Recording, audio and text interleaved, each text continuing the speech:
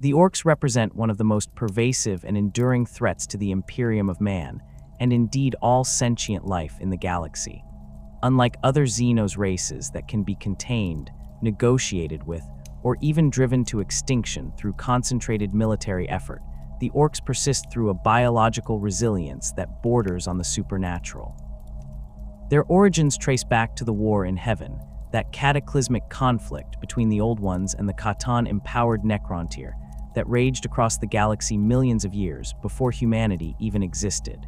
The Old Ones, those ancient and powerful beings who seeded life throughout the galaxy and created races like the Eldari, engineered the Krork as living weapons to fight their wars. The Krork were far more sophisticated than their modern descendants. Standing taller and possessing greater intellect, they were disciplined soldier organisms capable of coordinating complex military operations and utilizing advanced technology.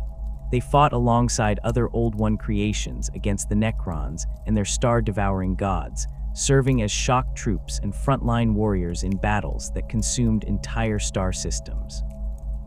When the War in Heaven finally ended and the Old Ones themselves were destroyed or disappeared, the Krork were left without purpose or guidance. Over millions of years, these warrior organisms devolved into the orcs that plagued the 41st millennium.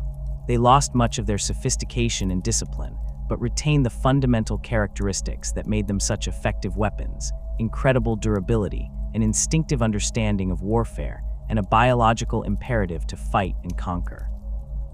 The orcoid species exists as a fungal-animal hybrid, unlike anything else in the known galaxy. An orc's body contains fungal cells alongside more conventional animal tissues, creating a physiology that can survive catastrophic damage that would kill any other species. Their green skin isn't merely pigmentation, but contains chlorophyll analog compounds that allow them to photosynthesize, supplementing their diet with energy absorbed directly from light. This means orcs can survive in environments where food is scarce, drawing sustenance from ambient light sources. The skin itself is thick and leathery, providing natural armor that toughens further as an orc ages and grows larger. Reproduction occurs through spores rather than conventional breeding. Throughout their lives, orcs constantly shed microscopic spores from their skin, but this process intensifies dramatically upon death. When an orc dies, its body explosively releases millions of spores into the surrounding environment. These spores are incredibly hardy, capable of surviving in vacuum, extreme temperatures, radiation, and chemical contamination. They can remain dormant for years or even decades until conditions become favorable for germination. This makes orc infestations nearly impossible to completely eradicate. A planet might be cleansed of all visible orc presence through orbital bombardment and ground campaigns, yet within a few years, new orcoid life will emerge from spores that survived in the soil, water, or ruins. The germination process follows a predictable pattern that creates the entire orcoid ecosystem from a single spore generation. The first organisms to emerge are snotlings, small fungal creatures barely larger than a human hand. Snotlings possess minimal intelligence and exist primarily to tend the fungus crops that orcs cultivate for food and other purposes. They scurry about in large groups, chattering in their simple language, and serve as the foundation of orcoid agriculture. As the spore colony matures, it produces Gretchen, also called grots, who are larger and significantly more intelligent than snotlings. Standing roughly waist-high to a human, Gretchen possess a cunning and self-preservation instinct that their larger cousins lack. They serve as servants, laborers, and cannon fodder for orc society, performing tasks too delicate or tedious for orcs to bother with. The spores also produce squigs, or squiggly beasts, which are semi-sentient fungal creatures that fill various ecological and practical niches. Squigs come in dozens of varieties, each adapted for different purposes. The most common are the ball-like attack squigs with enormous mouths filled with razor-sharp teeth, used as weapons and sometimes food. Hair squigs attach to orc heads and serve as living wigs, while other varieties produce useful substances, provide illumination, or serve as livestock. The orcoid ecosystem is entirely self-contained, requiring no external species or resources to establish itself on any world where spores take root. Finally, the spores produce orcs themselves, who emerge as small but rapidly growing boys. An orc's growth never truly stops throughout its lifetime. They continue to grow larger and stronger the longer they survive, with the biggest and most powerful orcs rising to leadership positions through sheer physical dominance. A young orc might stand 2 meters tall and possess the strength of several grown men, but a veteran warboss who has survived decades of constant warfare can tower 3 meters or more, with muscle mass and bone density that makes them nearly unstoppable in close combat. This growth is accelerated by combat and victory. Orcs who fight frequently and win consistently grow faster and larger than those who avoid conflict, creating a biological incentive toward constant warfare. The most peculiar and dangerous aspect of orc biology isn't physical but psychic. Orcs generate a gestalt psychic field that intensifies with population density. Individual orcs possess latent psychic potential, but when gathered in large numbers, their collective unconscious creates a field that affects reality itself. This field is what makes orc technology function, despite its apparent impossibility. Orc mechs build weapons and vehicles from scrap metal, spare parts, and components that shouldn't work together. Their guns are assembled from random pieces of pipe and machinery, with no proper ammunition feeds or firing mechanisms. Their vehicles lack essential components like proper fuel lines, coolant systems, or structural integrity. Yet these contraptions function because the orcs believe they should. The Gestalt field doesn't create something from nothing or violate fundamental physical laws, but it smooths over inconsistencies and fills gaps in orc engineering. A gun with a questionable firing mechanism will discharge its rounds because the orcs expect it to. A vehicle held together with wire and hope will continue running because its driver believes it's a proper machine. Red vehicles move faster because orcs collectively believe that red is the fastest color. This effect grows exponentially stronger as more orcs gather together. A lone orc's equipment might malfunction frequently, but that same equipment in the hands of an orc surrounded by thousands of his kind will perform reliably. The psychic field also enables orc weirdboys, those unfortunate individuals born with stronger psychic connections who channel the ambient WAAAGH energy. As orc populations concentrate for war, the psychic pressure builds like an electrical charge. Weirdboys absorb this energy involuntarily, their heads literally swelling with accumulated power until they must discharge it through devastating psychic attacks or risk their heads exploding. The larger the WAAAGH, the more powerful and unstable weirdboys become, serving as living artillery pieces that blast enemy positions with raw psychic force. This same Gestalt field creates the WAAAGH itself, that combination of physical migration and psychic phenomenon that drives orc society. When enough orcs gather under a sufficiently powerful warboss, their collective psychic presence begins to resonate across the immaterium, calling to other orcs across the stars. Orcs feel the WAAAGH as an irresistible urge to join the fighting, to be part of something larger than their individual tribes and clans. They will cross entire sectors of space, fighting through any opposition, to reach a growing WAAAGH and add their strength to it. The psychic beacon grows stronger as more orcs arrive, creating a feedback loop that can draw in millions of greenskins from across multiple star systems. The WAAAGH field affects more than just orc technology and migration patterns. It creates a tangible presence in real space, a pressure that psychically sensitive species can detect from light years away. Imperial astropaths report sensing WAAAGH energy as a green tide in the warp, a roiling mass of aggressive psychic pressure that drowns out other signals. The field can even affect probability and chance in subtle ways that favor orc aggression. Unlikely events that benefit orcs occur with suspicious frequency during major WAAAGHs, while enemy equipment experiences unusual failure rates and bad luck compounds upon itself. While all orcs share the same fundamental biology and psychic connection to the WAAAGH, they are not a monolithic species. Distinct cultural identities have emerged among the greenskins, manifesting as the 6 great clans that divide orc society. These clans aren't genetic lineages or separate subspecies, but rather cultural affiliations that orcs gravitate toward based on their individual temperaments and preferences. An orc knows instinctively which clan he belongs to, drawn by inclinations embedded deep in his fungal DNA. The clans maintain their distinct characteristics across the galaxy, suggesting these cultural divisions are somehow encoded in the spores themselves, passed down through countless generations from the original Krork. Each clan has its own colors, customs, methods of warfare, and priorities, creating diversity within what might otherwise be a homogeneous species. The Goffs represent the largest and most numerous of all the clans, embodying the Orcish ideal of brutal close combat supremacy. A Goff believes that the only proper way to fight is face-to-face with the enemy, close enough to see the fear in their eyes before crushing their skull. They view ranged weapons as necessary tools, but consider them inferior to the visceral satisfaction of melee combat. Goff mobs charge into battle with a ferocity that unnerves even veteran Imperial Guardsmen, bellowing war cries and waving their choppas overhead as they surge forward in a green tide. They dress predominantly in black clothing and war paint, creating a uniformity unusual among orcs. While other clans favor garish colors and individualistic decoration, Goffs prefer a more austere aesthetic that emphasizes their martial seriousness. The clan produces the most formidable infantry fighters in all of Orc society. Goff boys are larger on average than their counterparts from other clans, suggesting that their constant emphasis on close combat accelerates their growth through sheer violence.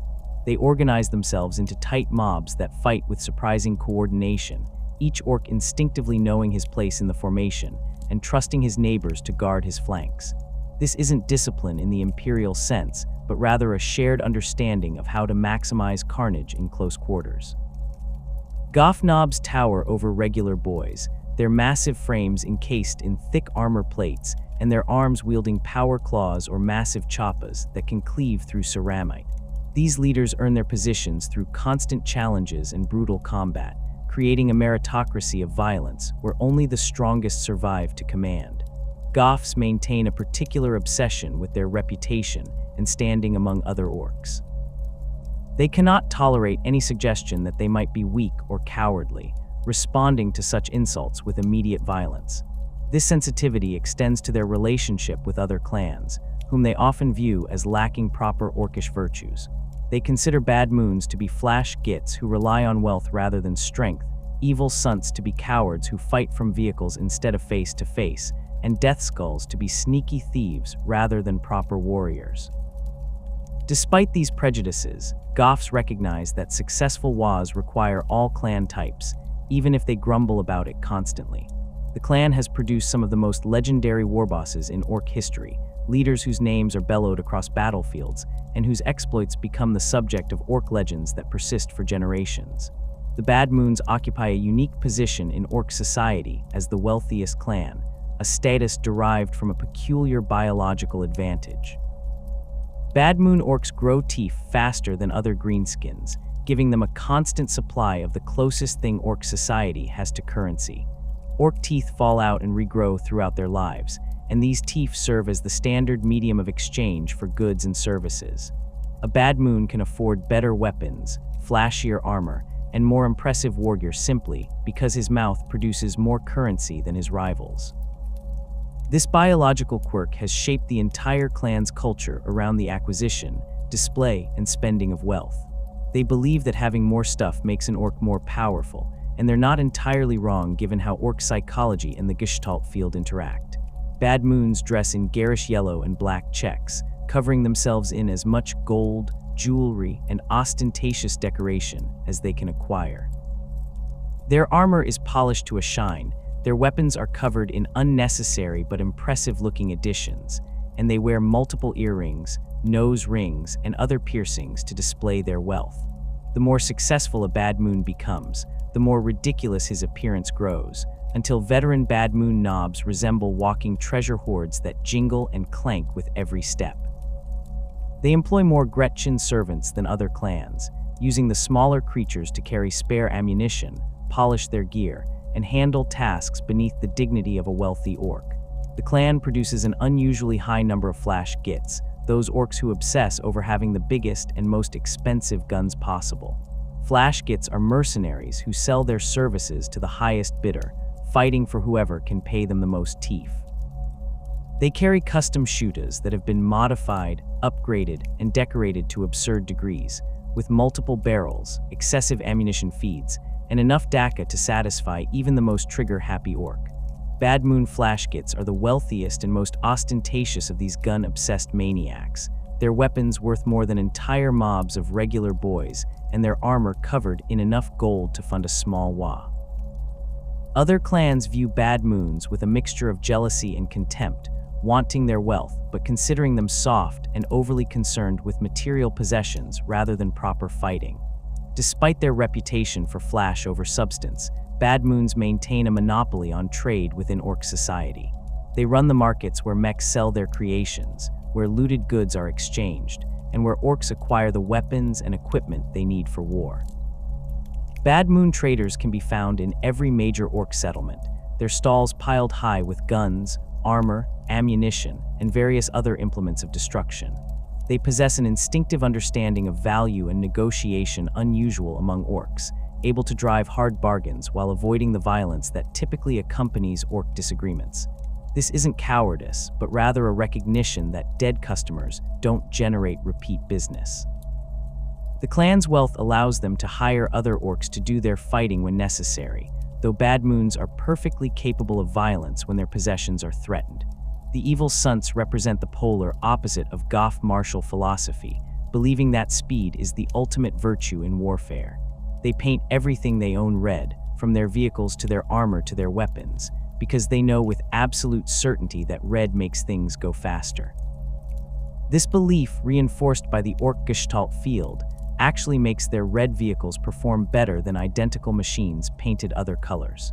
Evil Sunz are impatient by orc standards, unable to tolerate waiting or slow advances when they could be racing toward the enemy at maximum velocity. They organize their forces around vehicles, bikes, and anything else with an engine, creating highly mobile armies that strike hard and fast before their enemies can properly respond. The clan's obsession with speed manifests in every aspect of their culture. Evil Sunz mechs specialize in building and maintaining vehicles, constantly tinkering with engines to squeeze out more performance. They remove safety features, armor plating, and anything else that adds weight, prioritizing speed over protection or reliability. Evil Sunz vehicles are notoriously unstable, prone to breaking down or exploding, but when they work, they move faster than any other orc machines. The drivers and riders don't care about the danger, viewing the risk as part of the thrill. An Evil Sunz orc would rather die in a spectacular high-speed crash than survive by going slow. The cult of speed forms the spiritual and cultural center of Evil Sunz society. This loose organization of speed-obsessed orcs includes drivers, bikers, and pilots who dedicate their lives to going fast and fighting from vehicles. They hold races before battles, competing to see who can reach the enemy first, and these contests often result in spectacular crashes that kill participants before the actual fighting begins. The cult maintains its own hierarchy separate from normal orc command structures, with the fastest drivers earning respect and authority regardless of their size or combat prowess. Speed freaks, as these fanatics are called, modify their bodies as well as their vehicles, sometimes having painboys install crude mechanical enhancements that improve their reaction times or allow them to interface directly with their machines. Evil Sunz armies advance in massive motorized columns that kick up enormous dust clouds visible from orbit. Trucks and wagons packed with boys race forward while warbikers weave between them and Difcoptas buzz overhead. The noise is deafening, a cacophony of roaring engines, squealing tires, and orcs bellowing war cries at maximum volume. They hit enemy lines like a hammer, the sheer kinetic energy of their charge-crushing defensive positions before the orcs even dismount to fight. Those enemies who survive the initial impact find themselves surrounded by orcs who have already circled around their flanks, the Evil Sunz vehicles moving too fast for conventional defensive tactics to counter effectively. The Death Skulls stand apart from other clans through their obsessive superstition and belief in luck as a tangible force that can be manipulated and hoarded. They paint themselves and their equipment blue because they know with absolute certainty that blue is the luckiest color. This isn't mere tradition, but deeply held conviction supported by countless examples of Death Skull orcs surviving situations that should have killed them. Whether their luck is real or simply a product of the Gestalt field responding to their belief doesn't matter to the Death Skulls. They experience improbable survival and unlikely success often enough to reinforce their convictions, creating a feedback loop where belief in luck generates actual lucky outcomes. The clan has earned a reputation as looters and scavengers without peer, viewing anything not nailed down as fair game for appropriation. Death Skulls don't consider this theft, but rather the natural redistribution of resources to those lucky enough to acquire them. They loot enemy equipment, steal from other orcs when they can get away with it, and scavenge battlefields for anything useful. This constant acquisition of materiel means Death Skulls are often better equipped than other clans despite not having the Bad Moon's wealth. They simply take what they need from those unlucky enough to leave it unguarded. Other orcs tolerate this behavior with varying degrees of annoyance, recognizing that Death Skulls are useful to have around even if you need to watch your possessions carefully. Death Skull orcs display an unusual technical aptitude that makes them valued members of any WAAAGH. They possess an instinctive understanding of how to make looted equipment work, able to integrate captured Imperial, Tau, or Eldari technology into orc systems with surprising success. A Death Skull mech can examine a piece of enemy wargear and figure out how to use it, modify it, or incorporate it into orc designs. This technical skill combines with their looting habits to create armies equipped with a bizarre mixture of orc-built weapons and captured enemy technology. Death Skull vehicles might mount Imperial las cannons alongside orc big shooters, powered by looted generators and controlled through a combination of orc guesswork and scavenged targeting systems. The clan covers itself in lucky charms, talismans, and ritual objects meant to attract good fortune and ward off bad luck. Death Skull orcs wear bones, teeth, scraps of enemy uniforms, and pieces of destroyed vehicles as decorations, each item representing a battle survived or an enemy defeated. They perform elaborate pre-battle rituals involving chants, dances, and the painting of lucky symbols on their bodies and equipment. These ceremonies can take hours, much to the frustration of other clans eager to get fighting, but Death Skulls refuse to rush their luck gathering preparations. They believe that proper respect for the rituals of fortune makes the difference between victory and defeat, and their survival rates suggest they might be correct. The Blood Axes occupy the most controversial position among all orc clans, viewed by other greenskins with deep suspicion bordering on contempt. They represent everything that most orcs consider un-orky through their willingness to learn from other races, employ tactics beyond simple frontal assault, and even temporarily ally with non-orcs when it serves their purposes. Blood Axes study their enemies, observe how they fight, and incorporate effective techniques into their own methods regardless of whether such behavior fits traditional orc cultural values. This pragmatic approach to warfare makes them extraordinarily dangerous opponents, but earns them a reputation as sneaky gits who can't be trusted to fight proper. The clan's willingness to use camouflage exemplifies their deviation from standard orc behavior. While other clans paint themselves in bright, garish colors that announce their presence, Blood Axes wear drab greens, browns, and grays that help them blend into terrain. They apply camouflage paint to their skin, vehicles, and equipment, understanding that not being seen until the moment of attack provides tactical advantages. Some Blood Axes even employ crude stealth tactics, using cover and concealment to approach enemy positions rather than charging across open ground while bellowing war cries. Other orcs find this behavior deeply disturbing, viewing it as cowardly sneaking rather than proper fighting, but Blood Axes don't care about such opinions when their methods produce victories. Blood Axe Commandos represent the clan's most specialized warriors, functioning as scouts, infiltrators, and saboteurs. These orcs receive something approaching actual training in stealth techniques, learning to move quietly, use terrain effectively, and strike from unexpected directions. They carry knives and suppressed shooters rather than the loud, flashy weapons preferred by other clans, prioritizing effectiveness over spectacle. Commandos paint their faces with camouflage patterns and wear specially modified armor that reduces noise and visibility. They infiltrate enemy positions before the main attack begins, eliminating sentries, sabotaging equipment, and creating chaos behind enemy lines. The fact that orcs can be taught to operate with such discipline and coordination disturbs many Imperial commanders who encounter them, as it contradicts the common perception of greenskins as mindless berserkers. The clan maintains a notorious reputation for mercenary work, hiring themselves out to whoever can pay them regardless of species. Blood Axes have fought as mercenaries for human planetary governors, rogue traders, and even chaos warlords on occasion, viewing such employment as opportunities to acquire wealth, weapons, and combat experience. They honor their contracts with surprising reliability, at least until something better comes along or they decide they've been paid enough. This mercenary tradition extends to temporary alliances with non-orcs during larger conflicts. Blood Axes have been known to cooperate with Imperial forces against common enemies like Tyranids or Chaos incursions, fighting alongside humans as long as the arrangement remains mutually beneficial.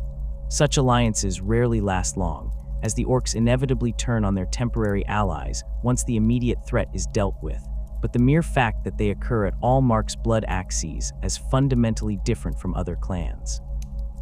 Blood Axe warbosses often employ actual tactical planning rather than relying purely on orcish instinct and overwhelming force.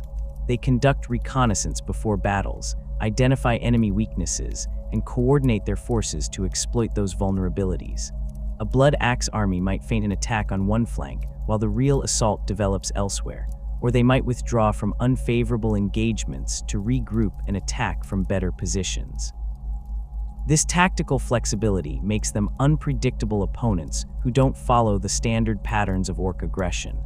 Imperial Guard commanders who expect typical orc behavior find themselves outmaneuvered by Blood Axes who have studied Imperial tactics and learned to counter them. The clan's willingness to learn from other races extends to their equipment and organization. Blood Axes incorporate captured enemy weapons and vehicles into their forces more readily than other clans except the Death Skulls, but they do so with greater understanding of how such equipment should be used. They organize their armies with structures that vaguely resemble Imperial Guard formations, with designated roles for different units and actual chains of command beyond simple, biggest orc is in charge. Some Blood Axe mobs even use hand signals and basic tactical communications, coordinating their movements with a precision that seems impossible for orcs. This organizational sophistication comes from generations of observing and fighting against human military forces, absorbing lessons about combined arms warfare and tactical coordination. Despite their unorthodox methods, Blood Axes remain thoroughly orcish in their love of violence and desire for a good fight. They simply believe that fighting smart produces better results than fighting recklessly. A Blood Axe would rather win through cunning than lose through straightforward assault, viewing survival and victory as more important than adhering to cultural expectations about proper orcish behavior.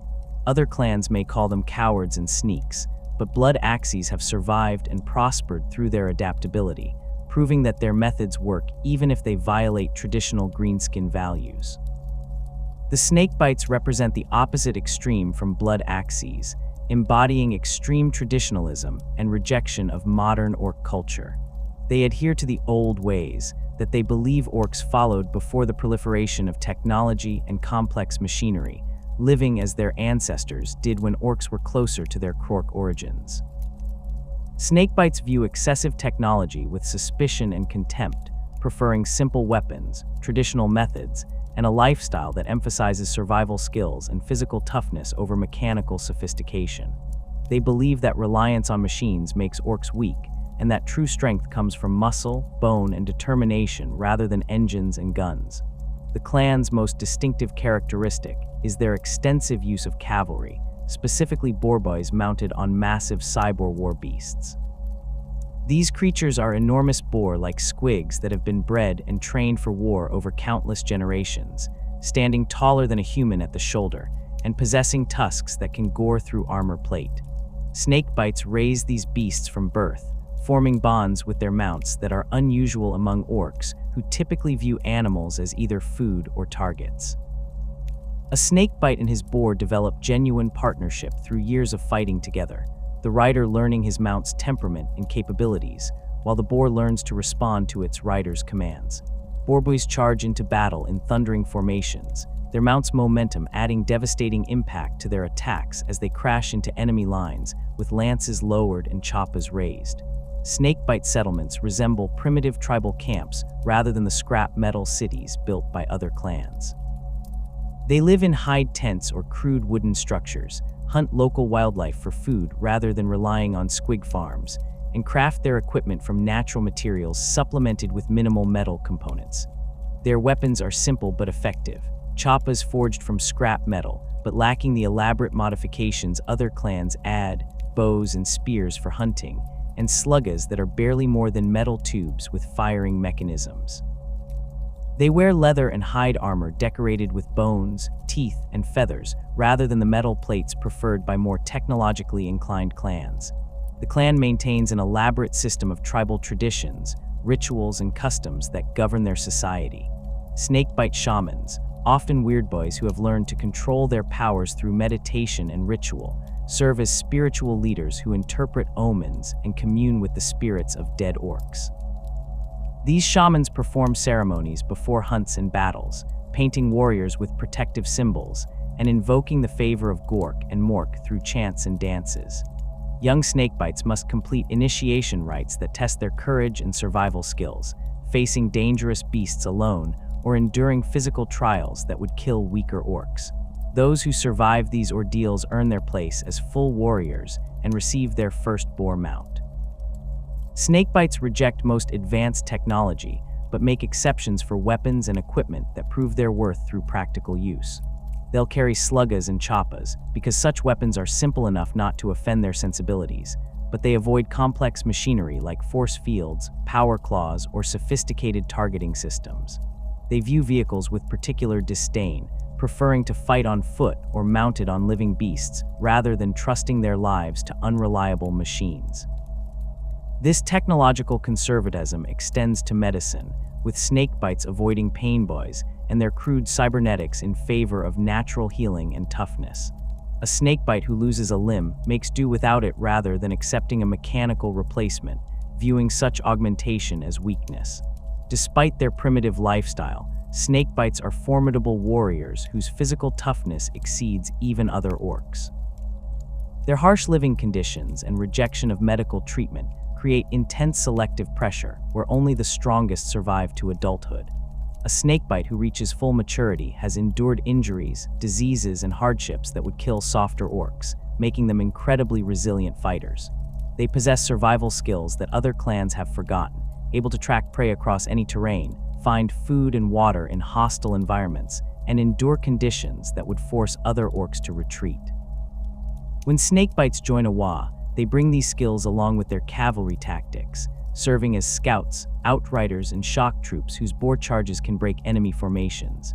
Beyond the 6 great clans, orc society includes numerous feral tribes and freebooter warbands that exist outside the main clan structure.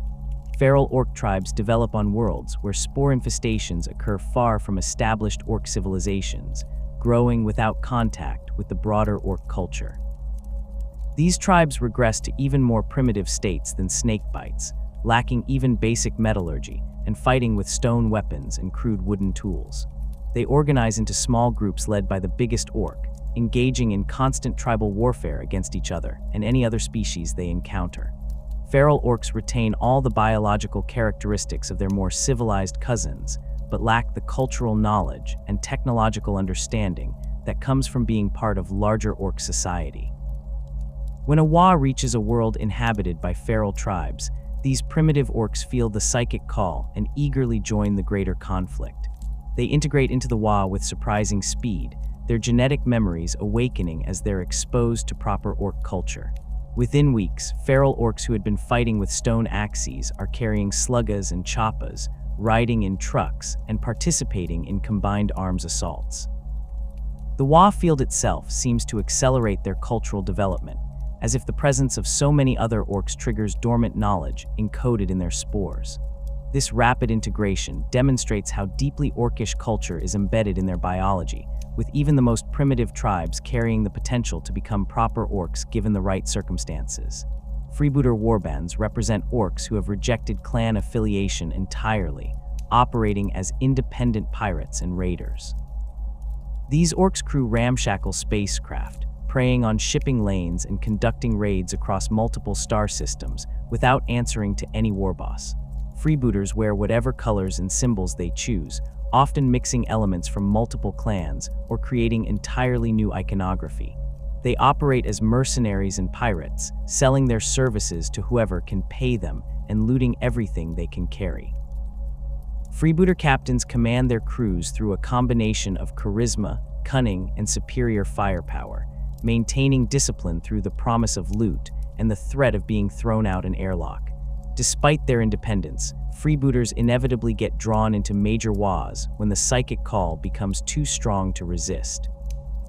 A successful WAAAGH generates such powerful psychic pressure that even the most independent orcs feel compelled to join, abandoning their pirate activities to participate in the greater conflict. Freebooter warbands bring their ships, crews, and considerable combat experience to the WAAAGH, serving as raiders, scouts, and naval assets. Once the WAAAGH ends or disperses, surviving freebooters typically return to their independent ways, taking their loot and heading back to the stars to resume pirating. Clan identity manifests through distinctive colors, glyphs, and behavioral patterns that mark an orc's affiliation. Goffs wear black and white checks, Evil Sunz paint everything red, Bad Moons favor yellow and black, Death Skulls cover themselves in blue, Blood Axes use camouflage patterns, and Snakebites prefer browns and natural colors. These color schemes appear on armor, vehicles, banners, and even skin paint, creating visual identification that allows orcs to recognize clan membership at a distance. Each clan also maintains distinctive glyphs and symbols that they paint on their equipment, marking territory and declaring ownership. These glyphs range from simple geometric shapes to elaborate pictograms representing clan legends and famous battles. Behavioral patterns reinforce clan identity as strongly as visual markers. Goffs walk with aggressive swagger and constantly pick fights to prove their toughness. Evil Sunz can't stand still, constantly fidgeting and revving engines even when not in combat. Bad Moons ostentatiously display their wealth and negotiate over everything. Death Skulls perform elaborate luck rituals and constantly search for things to loot. Blood Axes observe their surroundings carefully and employ actual tactical thinking. Snakebites maintain their traditional customs and reject modern conveniences. These behavioral differences create distinct subcultures within the larger orc species, with each clan viewing the others through stereotypes that contain elements of truth. Orcs can change clan allegiance based on the warboss they follow, though such changes are relatively uncommon. An orc feels his clan identity instinctively, but serving under a warboss from a different clan can gradually shift that identity. A Goff who spends years fighting in an Evil Sunz WAAAGH might find himself increasingly drawn to speed in vehicles, eventually repainting his armor red and considering himself Evil Sunz.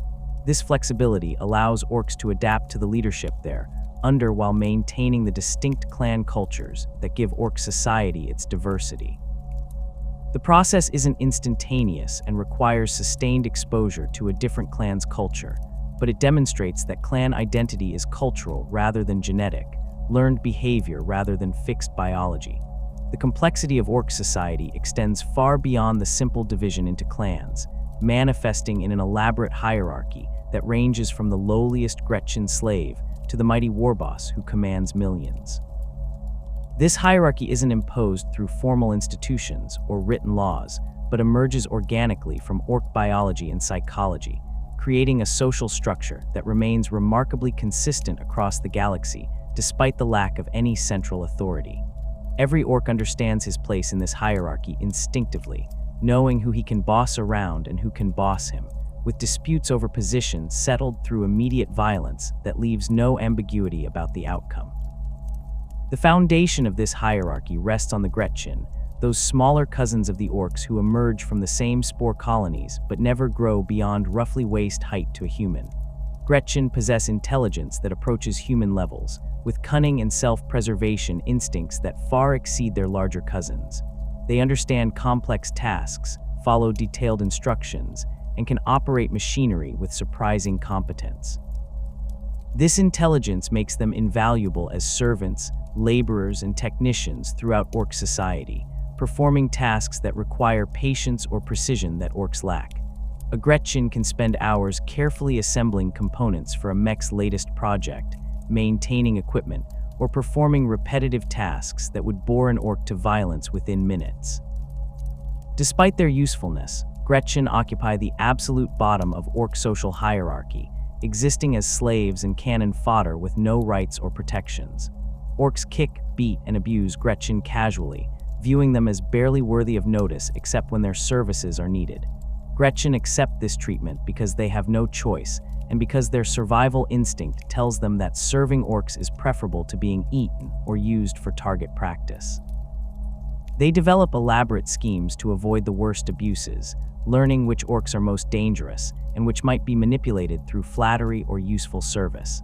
Some Gretchen become quite wealthy by Gretchen standards through theft, scavenging, and careful hoarding of resources, though they must hide such wealth from their Ork masters who would simply take it.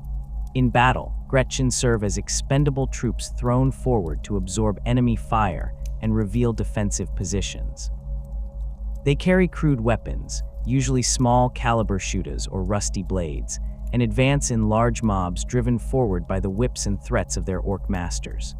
Gretchen have no desire to fight and will flee at the first opportunity, but the presence of Orks behind them armed with whips and the knowledge that deserters face immediate execution keeps them moving forward. Some Gretchen develop genuine combat skills through sheer survival, learning to use cover effectively and shoot accurately, but most die in their first battle without accomplishing anything beyond drawing enemy attention away from more valuable Ork troops. The Odd Boys represent specialized Orks whose genetic knowledge sets them apart from regular boys. These specialists emerge from spore colonies with instinctive understanding of specific technical or biological disciplines, knowledge that appears fully formed in their minds without need for training or education.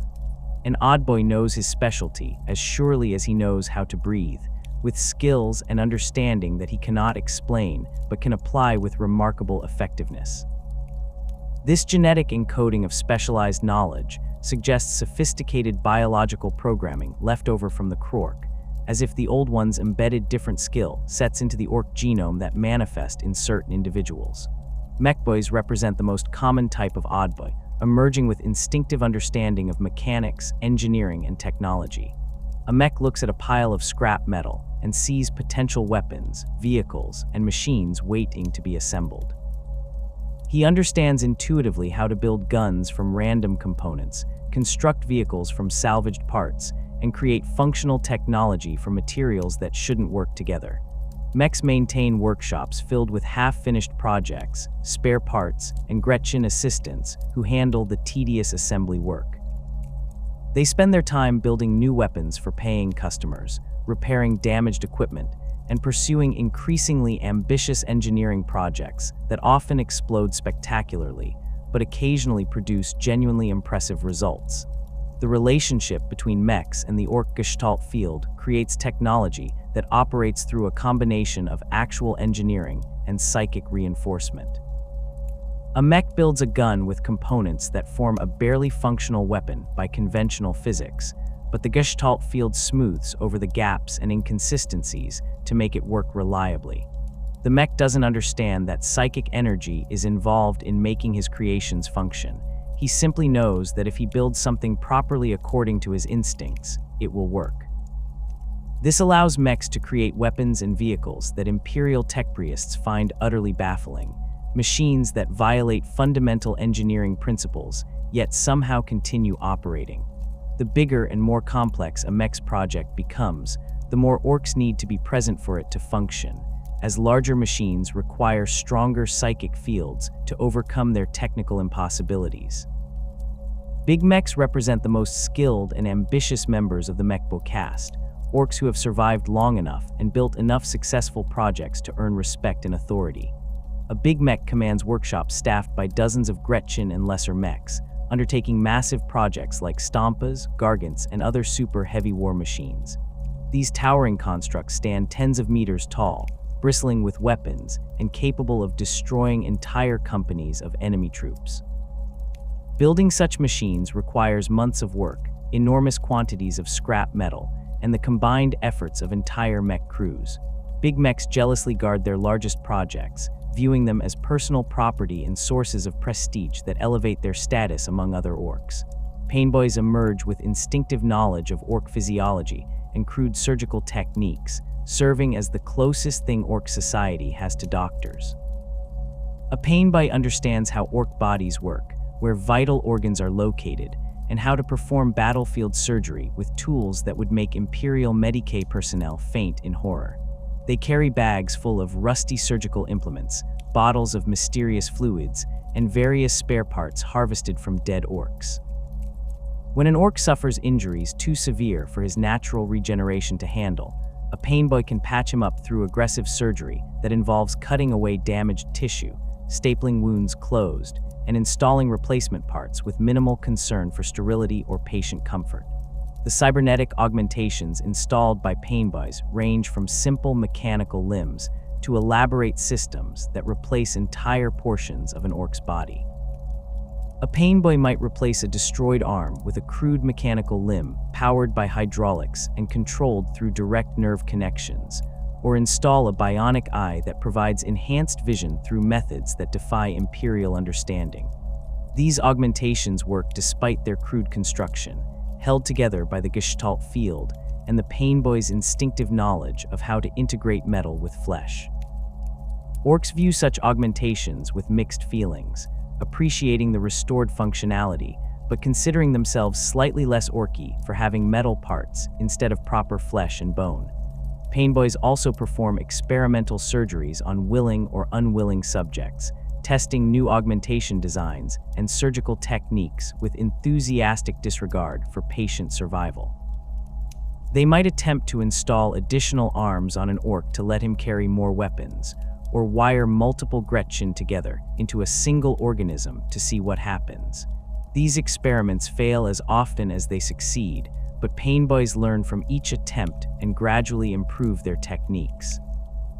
The most successful painboy innovations spread through orc society as other painboys observe the results and replicate the procedures, creating a crude form of medical knowledge transfer that occurs entirely through observation and imitation rather than formal teaching.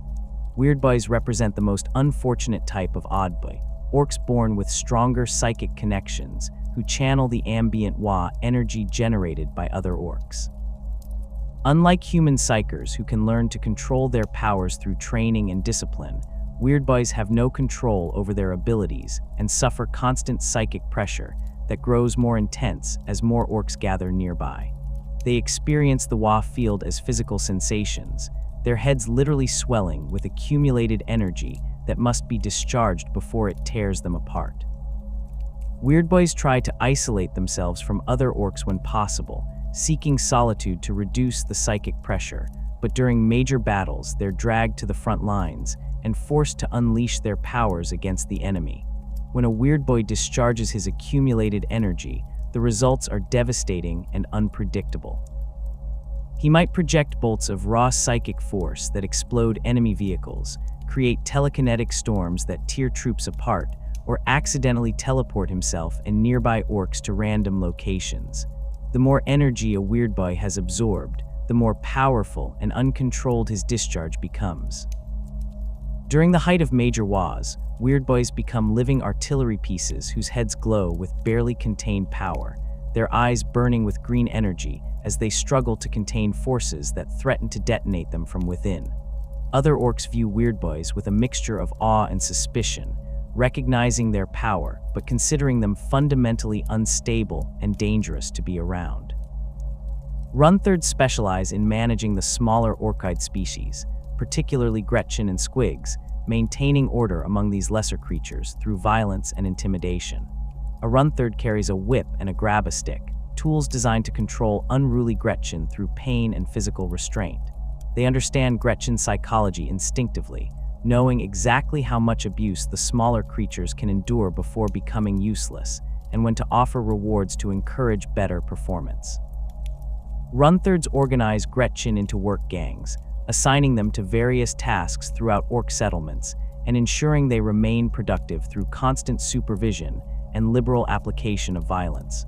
The Runthird's role extends to breeding and training squigs for various purposes, maintaining herds of these fungal creatures and selecting specimens for specific uses. They identify which squigs will make good attack beasts, which should be eaten, and which possess characteristics worth breeding into future generations. This isn't sophisticated animal husbandry, but rather brutal selection, where Runthirs simply kill squigs that don't meet their standards and allow the best specimens to reproduce. Over time, this process has created dozens of specialized squig varieties adapted for different roles in orc society, from the massive attack squigs used as weapons to the tiny hair squigs that orcs wear as living wigs. Above the odd boys and regular boys stand the knobs, those orcs who have grown large and powerful enough to dominate their fellows through sheer physical superiority. A knob towers over regular boys, his frame packed with muscle, and his body covered in scars from countless battles. Knobs serve as lieutenants and squad leaders, commanding mobs of boys through a combination of respect earned through combat prowess and fear, inspired by their willingness to beat subordinates who question their authority. They wear the best armor available, carry the most impressive weapons, and display their wealth through elaborate decorations that mark their elevated status. The path to becoming a knob requires more than just size and strength, though these physical attributes form the foundation. A prospective knob must prove himself in battle repeatedly, surviving situations that kill lesser orcs and accumulating victories that demonstrate his combat effectiveness. He must accumulate wealth in the form of teeth, using this currency to purchase better equipment that further enhances his fighting ability. Most importantly, he must be willing to challenge existing knobs and defeat them in personal combat, taking their positions through violence. These challenges occur constantly within orc society, with ambitious orcs testing themselves against their superiors in brief but brutal fights that end when one participant is dead or two injured to continue. Knobs maintain their positions through constant vigilance and willingness to crush any challenge to their authority. A knob who shows weakness or loses fights will quickly find himself deposed by stronger rivals, creating intense pressure to maintain combat effectiveness and physical dominance. This system ensures that knobs truly are the biggest and strongest orcs in their mobs, as any knob who stops deserving his position gets replaced immediately. The constant turnover creates a meritocracy of violence where leadership positions go to those most capable of holding them through force, with no consideration for factors like intelligence, experience, or tactical ability beyond their contribution to winning fights. The accumulation of wealth plays a crucial role in a knob's status, as teeth allow him to purchase better weapons, armor, and equipment that enhance his already formidable combat abilities. A wealthy knob can afford power claws that tear through armor like paper, mega armor that makes him nearly invulnerable, and custom weapons built by the best mechs. This creates a feedback loop where success in combat generates wealth through looting, which purchases better equipment, which leads to more combat success. Knobs display their wealth ostentatiously, covering themselves in gold chains, jewelry, and trophies taken from defeated enemies. The more successful a knob becomes, the more ridiculous his appearance grows, until veteran knobs resemble walking treasure hoards that jingle with every step. At the apex of orc hierarchy stands the warboss, an orc who has grown so large and powerful that he dominates all rivals within his territory. A warboss achieves his position through the same methods as a knob, but on a grander scale, defeating all challengers and accumulating such overwhelming physical and material superiority that other orcs follow him instinctively. The biggest warbosses tower 3 meters or more in height, their frames so massive that they require custom-built armor and weapons scaled to their enormous size. They possess strength that allows them to tear apart vehicles with their bare hands and durability that lets them shrug off wounds that would kill lesser orcs instantly. Becoming a warboss requires more than just physical dominance, though size and strength remain essential prerequisites. A successful warboss must demonstrate cunning, the ability to plan and execute military campaigns that produce victories and loot for his followers. He must possess charisma, that indefinable quality that makes other orcs want to follow him into battle and believe in his vision of conquest. Most importantly, He must have the biggest and best of everything, from his weapons and armor to his vehicles and personal retinue. Orcs follow the war boss with the most impressive stuff because such material superiority demonstrates that he's the strongest and most successful leader available. The rise to war boss typically follows a predictable pattern that plays out across the galaxy wherever orcs gather in sufficient numbers. An ambitious Nob begins accumulating victories and wealth, using his success to attract followers and build a power base. He challenges and defeats rival Nobs, absorbing their followers and resources until he commands a significant warband. Eventually, he challenges the existing war boss, and if he wins, he takes control of the entire tribe. The defeated war boss, if he survives, becomes a regular Nob again or leaves to start his own warband elsewhere. This process creates constant turnover in orc leadership, with war bosses rising and falling based on their ability to maintain dominance through continued success. A war boss who achieves sufficient success begins to generate a WAAAGH, that psychic phenomenon that calls other orcs from across the stars. The WAAAGH starts small, with nearby tribes feeling drawn to join the growing horde, but as more orcs gather, the psychic beacon intensifies and reaches further. Orcs from other worlds begin arriving, fighting their way through any obstacles to reach the WAAAGH and add their strength to it. The war boss at the center of this phenomenon grows larger and more powerful as the WAAAGH expands, his body responding to the concentrated psychic energy by accelerating its growth. The largest WAAAGHs can draw in millions of orcs from dozens of worlds, creating armies that threaten entire sectors of Imperial space. WAAAGH stands as the greatest war boss of the 41st millennium, a figure whose legend has spread across the entire galaxy and whose WAAAGH has consumed countless worlds. His rise to power began on the orc-held world of Ork, where he served as a young Nob in the army of Warlord Uruk. During a battle against human forces, WAAAGH suffered a catastrophic head wound that should have killed him, his skull shattered by enemy fire and his brain exposed to the air. The Mad Doc Grotznik, a painboy of terrible reputation, performed emergency surgery that replaced much of WAAGH's skull with a crude adamantium plate. The surgery saved his life but left him changed, his brain exposed to strange energies and his mind touched by visions from the orc gods themselves. After his recovery, WAAGH began experiencing visions of Gork and Mork, the twin gods of orc mythology who represent brutal cunning and cunning brutality respectively. These visions showed him the future of the orc race, a destiny where the greenskins would unite under his leadership and conquer the entire galaxy. The gods spoke to him directly, or so he claimed, granting him strategic insights and tactical knowledge far beyond normal orc capabilities. Whether these visions were genuine divine communication, products of brain damage, or some combination of both remains unclear, but their effect on WAAAGH was undeniable. He became convinced of his destiny as the prophet of Gork and Mork, chosen to lead the orcs to ultimate victory. WAAGH began his rise to power through careful planning and strategic thinking unusual for orcs. He united the tribes of Ork through a combination of combat victories and persuasive rhetoric about his divine visions, convincing other war bosses to follow him rather than simply defeating them in single combat. This approach allowed him to build a much larger force than would have been possible through traditional orc methods, as war bosses who might have fought each other instead united under his banner. Once he controlled Ork completely, WAAGH launched his first WAAAGH against the nearby hive world of Armageddon, beginning a conflict that would define his legend. The First War for Armageddon saw WAAGH demonstrate strategic abilities that shocked Imperial commanders who had expected typical orc tactics. He coordinated multi-pronged assaults across the entire planet, used feints and deceptions to mislead defenders, and adapted his strategies based on enemy responses. His forces captured crucial infrastructure rather than simply destroying everything, suggesting long-term planning that orcs supposedly lacked. The war raged for months before Imperial reinforcements arrived in sufficient strength to drive the orcs off-world, but WAAGH had proven his capabilities and earned recognition across the Imperium as a threat of the highest order. WAAGH retreated from Armageddon but didn't abandon his ambitions.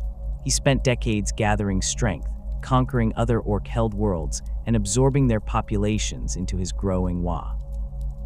His legend spread among orcs across multiple sectors, drawing more followers to his banner as word of his victories and divine visions reached distant worlds. He accumulated a massive fleet of ramshackle spacecraft and built an army numbering in the millions, all while preaching his message that the orcs were destined to conquer the galaxy under his leadership. His self-proclaimed status as prophet of Gork and Mork resonated with orcs who had never heard such religious rhetoric before, but found it compelling nonetheless. The Second War for Armageddon erupted when Gozzcull returned with an even larger force, determined to finish what he had started. This time he brought enough orcs to overwhelm the planet's defenses, and only the intervention of the Salamanders, Blood Angels, and Ultramarine Space Marine chapters prevented complete catastrophe. The war ground on for years, consuming billions of lives and reducing vast regions of Armageddon to rubble. Gozzcull personally led assaults on major hive cities, his massive frame encased in custom mega armor and wielding a power claw that could tear through battle tanks. Imperial forces that encountered him reported an orc of unprecedented size and intelligence, a leader who commanded his troops with strategic acumen while remaining personally capable of incredible violence. The war ended inconclusively when Gozzcull again withdrew from Armageddon, but this time not in defeat. He had accomplished his objectives, tested Imperial defenses, and gathered enormous amounts of loot and combat experience for his followers. More importantly, he had solidified his status as the preeminent warboss of the era, with his wand now drawing orcs from across the galaxy. His departure from Armageddon marked the beginning of a larger campaign that would see his forces attack dozens of worlds simultaneously, spreading the WAAAGH across multiple sectors and forcing the Imperium to divert enormous military resources to counter the threat he represented. The phenomenon known as a WAAAGH represents the ultimate expression of orc nature, combining military campaign, mass migration, and psychic resonance into a force that threatens entire sectors of the galaxy. To understand a WAAAGH requires looking beyond conventional military analysis and recognizing that orc warfare operates according to principles that blend material reality with psychic phenomena in ways that defy easy categorization. The term itself carries multiple meanings depending on context. It describes the war cry that orcs bellow as they charge into battle, the collective noun for an orc army, and the psychic field that binds these armies together and draws more orcs to join them. The Gestalt psychic field that all orcs generate intensifies dramatically when large numbers gather in one location. A single orc produces barely detectable psychic emissions, but thousands of orcs concentrated for war create a pressure in the immaterium that can be sensed across light years. This field doesn't simply exist passively, but actively calls to other orcs, manifesting in their minds as an irresistible urge to join the fighting. An orc living peacefully on a distant world suddenly feels compelled to gather his weapons and head toward the source of the WAAAGH, often without consciously understanding why.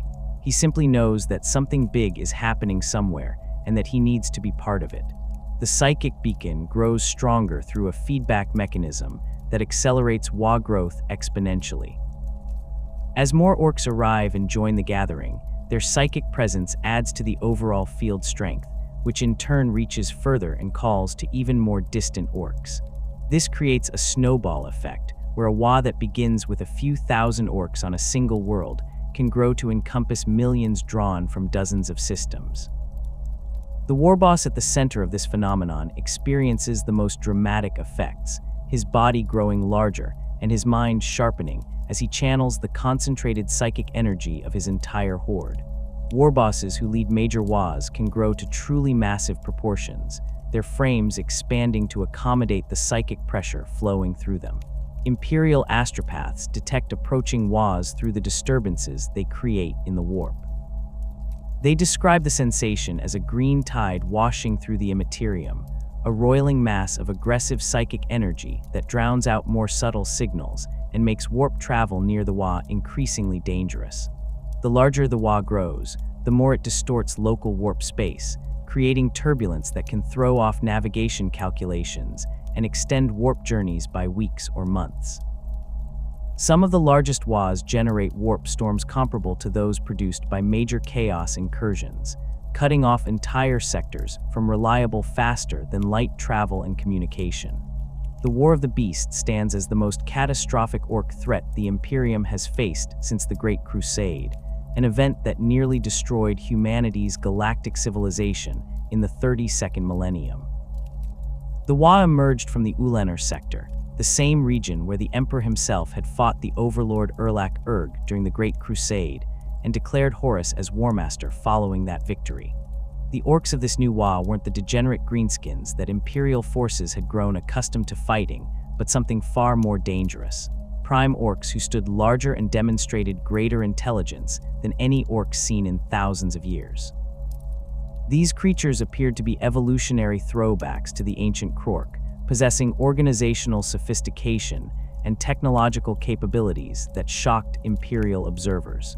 The Prime Orcs constructed attack moons, planetoid-sized battle stations that dwarfed anything in the Imperial arsenal. These massive constructs were hollowed-out moons converted into mobile fortresses bristling with weapons batteries, launch bays for Orc spacecraft, and gravity weapons capable of tearing apart Imperial void ships from extreme range. The attack moons moved through the void under their own power, their propulsion systems generating thrust through methods that Imperial techbraists couldn't comprehend even when examining wreckage. Each attack moon carried populations of millions of orcs, along with all the infrastructure needed to support extended campaigns, making them self-sufficient war platforms that could operate independently for years. The Beast himself commanded this WAAAGH, an orc of such enormous size that he stood comparable to the Primarchs who had led the Great Crusade. His intelligence matched his physical stature, demonstrating strategic thinking and long-term planning that seemed impossible for an orc. The Beast coordinated attacks across multiple sectors simultaneously, used diplomatic envoys to deliver ultimatums to the Imperium, and even established a foothold on Ulanor that he began transforming into an orc empire with permanent infrastructure and organized governance. This last development particularly terrified Imperial analysts, as it suggested the orcs were evolving beyond their typical pattern of raiding and looting toward building an actual civilization that could rival the Imperium itself. The war consumed the Imperium's military resources completely, requiring the mobilization of entire Crusade fleets and dozens of Space Marine chapters. The orcs attacked major Imperial worlds including Ardamantua, where they deployed an attack moon that devastated the planet's defenses before the Imperial Navy could respond. The Imperium launched multiple attempts to kill the Beast, sending teams of Space Marines to assassinate him on Ulanor. These missions failed repeatedly, with entire squads of veterans dying in the attempt. The orcs demonstrated tactical flexibility and defensive preparations that suggested they anticipated Imperial strategies and adapted to counter them. The turning point came when the Imperial Fists Chapter Master Corland led a final assault directly against the Beast on Ulanor. The battle saw the last of the Imperial Fists fighting alongside contingents from other chapters in a desperate attack on the Beast's fortress. The fighting reached the Beast's throne room where Corland confronted the massive orc warlord in personal combat. The exact details of what transpired remain classified in Imperial records, but the outcome saw the Beast's death and the subsequent fragmentation of his WAAAGH. Without their leader's unifying presence, the Prime Orcs fell into infighting, and their coordinated campaign collapsed into scattered raids that Imperial forces could contain and eliminate systematically. The War of the Beast left lasting scars on the Imperium, forcing reforms in military organization and demonstrating that orcs represented a threat capable of existential danger under the right circumstances. The fact that orcs could produce leaders of such capability and construct weapons platforms rivaling Imperial technology suggested that the species retained potential for evolution back toward their Krork origins. Imperial strategists have monitored orc populations carefully ever since, watching for any signs that another prime orc might emerge and trigger a similar crisis. Gozkul's campaigns against Armageddon span decades and demonstrate how a single warboss can create a WAAAGH that persists through multiple major conflicts. His second war for Armageddon began when his forces returned to the Hive world in numbers that overwhelmed initial defenses. The orcs deployed from orbit in massive waves. Their crew dropped pods and landing craft, crashing into hive cities and industrial zones across the planet's primary continent. WAAAGH demonstrated the strategic lessons he had learned from his first campaign, targeting infrastructure and supply lines rather than simply attacking population centers. His forces seized promethium refineries, captured water purification plants, and established fortified positions in defensible terrain before Imperial reinforcements could arrive. The defense of Armageddon fell largely to Commissar Yarrick, a veteran Imperial Guard officer who had fought orcs for decades and understood their psychology better than most humans. Yarrick organized the planet's planetary defense forces and coordinated with arriving Space Marine forces to contain the orc advance. The Commissar became obsessed with defeating WAAAGH personally, viewing the warboss as the key to ending the entire WAAAGH. Orcs captured during the campaign spoke of Yarrick with a mixture of fear and respect unusual for greenskins discussing humans, calling him by orcish names that translated roughly as the Old One Eye in reference to his bionic eye replacement. The war ground on for years as neither side could achieve decisive victory. WAAAGH's forces controlled vast regions of Armageddon's wastes and had established themselves in several hive cities, but Imperial forces held the most crucial industrial centers and maintained orbital superiority through the Imperial Navy's blockade. The fighting devolved into brutal urban warfare where both sides suffered catastrophic casualties. Entire hive levels changed hands multiple times, their corridors choked with corpses and their structures damaged beyond repair. The orcs thrived in this environment, their natural durability and enthusiasm for close combat giving them advantages in the confined spaces of hive city infrastructure. WAAAGH eventually withdrew from Armageddon again, but not because Imperial forces had defeated him militarily. He had achieved his strategic objectives by testing Imperial responses, gathering enormous amounts of combat experience for his forces, and proving that his WAAAGH could challenge the Imperium directly on a major world. The withdrawal demonstrated unusual restraint for an orc warlord, suggesting that WAAAGH possessed long-term strategic vision that extended beyond immediate tactical victories. He left behind significant orc populations throughout Armageddon's wastes and underhive regions, ensuring that the planet would face ongoing orc threats for generations regardless of what happened to his main force. The Third War for Armageddon erupted when WAAAGH returned yet again, this time with an even larger force and clear intentions to conquer the planet permanently. His timing coincided with the opening of the Great Rift, that massive warp storm that split the galaxy in half and disrupted Imperial communications and reinforcement across vast regions.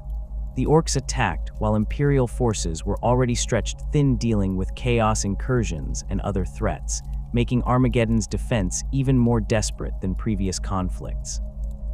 WAAAGH's forces deployed across the entire planet simultaneously, overwhelming defenders through sheer numbers and the intensity of their assault. The strategic importance of Armageddon extends beyond its industrial output or population, though both are considerable. The world sits at a crucial junction of warp routes that connect multiple sectors, making it a logistics hub that supports Imperial military operations across a vast region. Losing Armageddon would cut off entire sectors from reliable reinforcement and supply, potentially triggering cascading failures throughout surrounding Imperial territories. The planet's manufactorums produce weapons, ammunition, and equipment for dozens of nearby systems, making it essential to maintaining Imperial military capability in the region. WAAAGH understood this strategic value, which explains his persistent focus on conquering Armageddon rather than moving on to softer targets. The pattern of a WAAAGH follows predictable stages that Imperial strategists have documented through centuries of fighting orcs. The initial gathering phase begins when a particularly successful warboss starts attracting followers from nearby tribes and worlds. This stage can take years as the warboss consolidates control over his local region and builds the critical mass of orcs needed to generate a detectable psychic beacon. During this phase, the WAAAGH remains relatively localized and can potentially be disrupted through targeted military action against the warboss or his key lieutenants. Imperial forces that detect a gathering WAAAGH early sometimes launch preemptive strikes to kill the warboss before he can accumulate sufficient strength.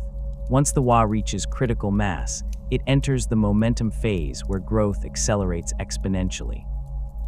The psychic beacon reaches across multiple systems, drawing in orcs who feel the call and abandon whatever they were doing to join the migration. Orc spacecraft begin converging on the WAAAGH from all directions, fighting through any opposition to reach their destination. The warboss grows larger and more powerful, his body responding to the concentrated psychic energy by accelerating its natural growth. His strategic thinking sharpens as the Gestalt field enhances his already considerable cunning, allowing him to coordinate increasingly complex operations. During this phase, the WAAAGH becomes nearly unstoppable through conventional military means, as killing individual orcs or even destroying entire warbands does nothing to slow the overall momentum. The WAAAGH reaches its peak when the warboss commands millions of orcs and has conquered multiple worlds to serve as staging grounds for further expansion. At this stage, the psychic pressure becomes so intense that reality itself seems to bend around the orc horde. Their weapons perform better than they should, their vehicles run faster, and unlikely victories occur with suspicious frequency. Weirdboys channel devastating amounts of psychic energy, their heads glowing with barely contained power as they blast enemy positions with raw WAAAGH force. The warboss himself becomes a figure of legend, his name known across multiple sectors, and his reputation drawing even more orcs to his banner. Imperial forces facing a WAAAGH at its peak can do little except conduct fighting, retreats, and try to channel the orc advance away from the most critical worlds. The fragmentation phase begins when the WAAAGH loses momentum, usually through the death of the warboss who generated it. Without his unifying presence and the psychic focus he provided, the massive orc horde begins breaking apart into smaller warbands led by ambitious knobs and lesser warbosses. These fragments fight each other as often as they fight external enemies, competing for resources and dominance now that the original leader is gone. The psychic beacon fades without the central warboss to anchor it, and orcs stop feeling compelled to travel toward the WAAAGH. Some fragments remain dangerous and launch their own smaller campaigns, but none possess the unity or momentum of the original WAAAGH. Alternatively, a WAAAGH can fragment if the campaign achieves its objectives or runs out of enemies to fight. Orcs gathered for a specific conquest may disperse once that goal is accomplished, seeking new challenges elsewhere. A WAAAGH that conquers an entire sector might break apart simply because the orcs have nothing left to fight and grow bored with occupation duty. This tendency toward fragmentation after victory explains why orc empires never persist for long despite the species' military capabilities. Even the most successful WAAAGH eventually dissolves as its component orcs seek new battles elsewhere, leaving behind scattered populations that revert to tribal warfare among themselves. The technological capabilities of orcs represent one of the most perplexing aspects of their species for Imperial observers who attempt to understand how their weapons and vehicles function despite violating fundamental principles of engineering and physics. Mechboys emerge from spore colonies with complete, instinctive knowledge of mechanics and engineering embedded in their genetic memory, a legacy of the sophisticated biological programming that the old ones built into the original Krork. A mech doesn't learn his craft through education or apprenticeship, but rather knows it from the moment he achieves consciousness, understanding intuitively how to assemble functional technology from components that shouldn't work together. This knowledge manifests as an irresistible compulsion to build, tinker, and create, driving mechs to spend every waking moment in their workshops surrounded by half-finished projects and piles of scrap metal. The relationship between mech-built technology and the orc Gestalt psychic field creates weapons and vehicles that operate through a combination of actual engineering and psychic reinforcement. A mech constructs a Shuda by welding together pieces of pipe, attaching a crude firing mechanism salvaged from some other device, and adding a magazine that feeds ammunition through a system that lacks proper springs or gas pressure. By conventional physics, such a weapon should jam immediately or explode in the user's hands, yet it fires reliably when an orc pulls the trigger. The Gestalt field generated by nearby orcs fills the gaps in the engineering, smoothing over inconsistencies and making the barely functional components work together as if they were properly designed. The more orcs present, the stronger this effect becomes, which explains why orc weapons perform better during major WAAAGHs than in isolated skirmishes. Imperial tech priests who examine captured orc weapons find themselves baffled by technology that shouldn't function yet clearly does. They document firing mechanisms without proper striker assemblies, ammunition feeds that lack the pressure systems needed to chamber rounds, and structural components held together by welds that should fail under the stress of firing. Some tech priests have conducted experiments where they attempt to fire orc weapons themselves, only to have the guns jam, misfire, or explode. The same weapons function perfectly when returned to orc hands, suggesting that the wielder's belief in the weapon's functionality plays a crucial role in its operation. This observation has led some magos to theorize about the psycho-reactive properties of orc technology, though such theories remain controversial within the Mechanicus and are often suppressed as bordering on techno-heresy. The most basic orc weapon is the slugga, a large caliber pistol that fires solid rounds through brute force and minimal mechanical sophistication. Sluggas are built from whatever materials a mech has available, resulting in weapons that vary wildly in appearance but share common characteristics of being loud, inaccurate, and powerful enough to blow fist-sized holes in unarmored targets.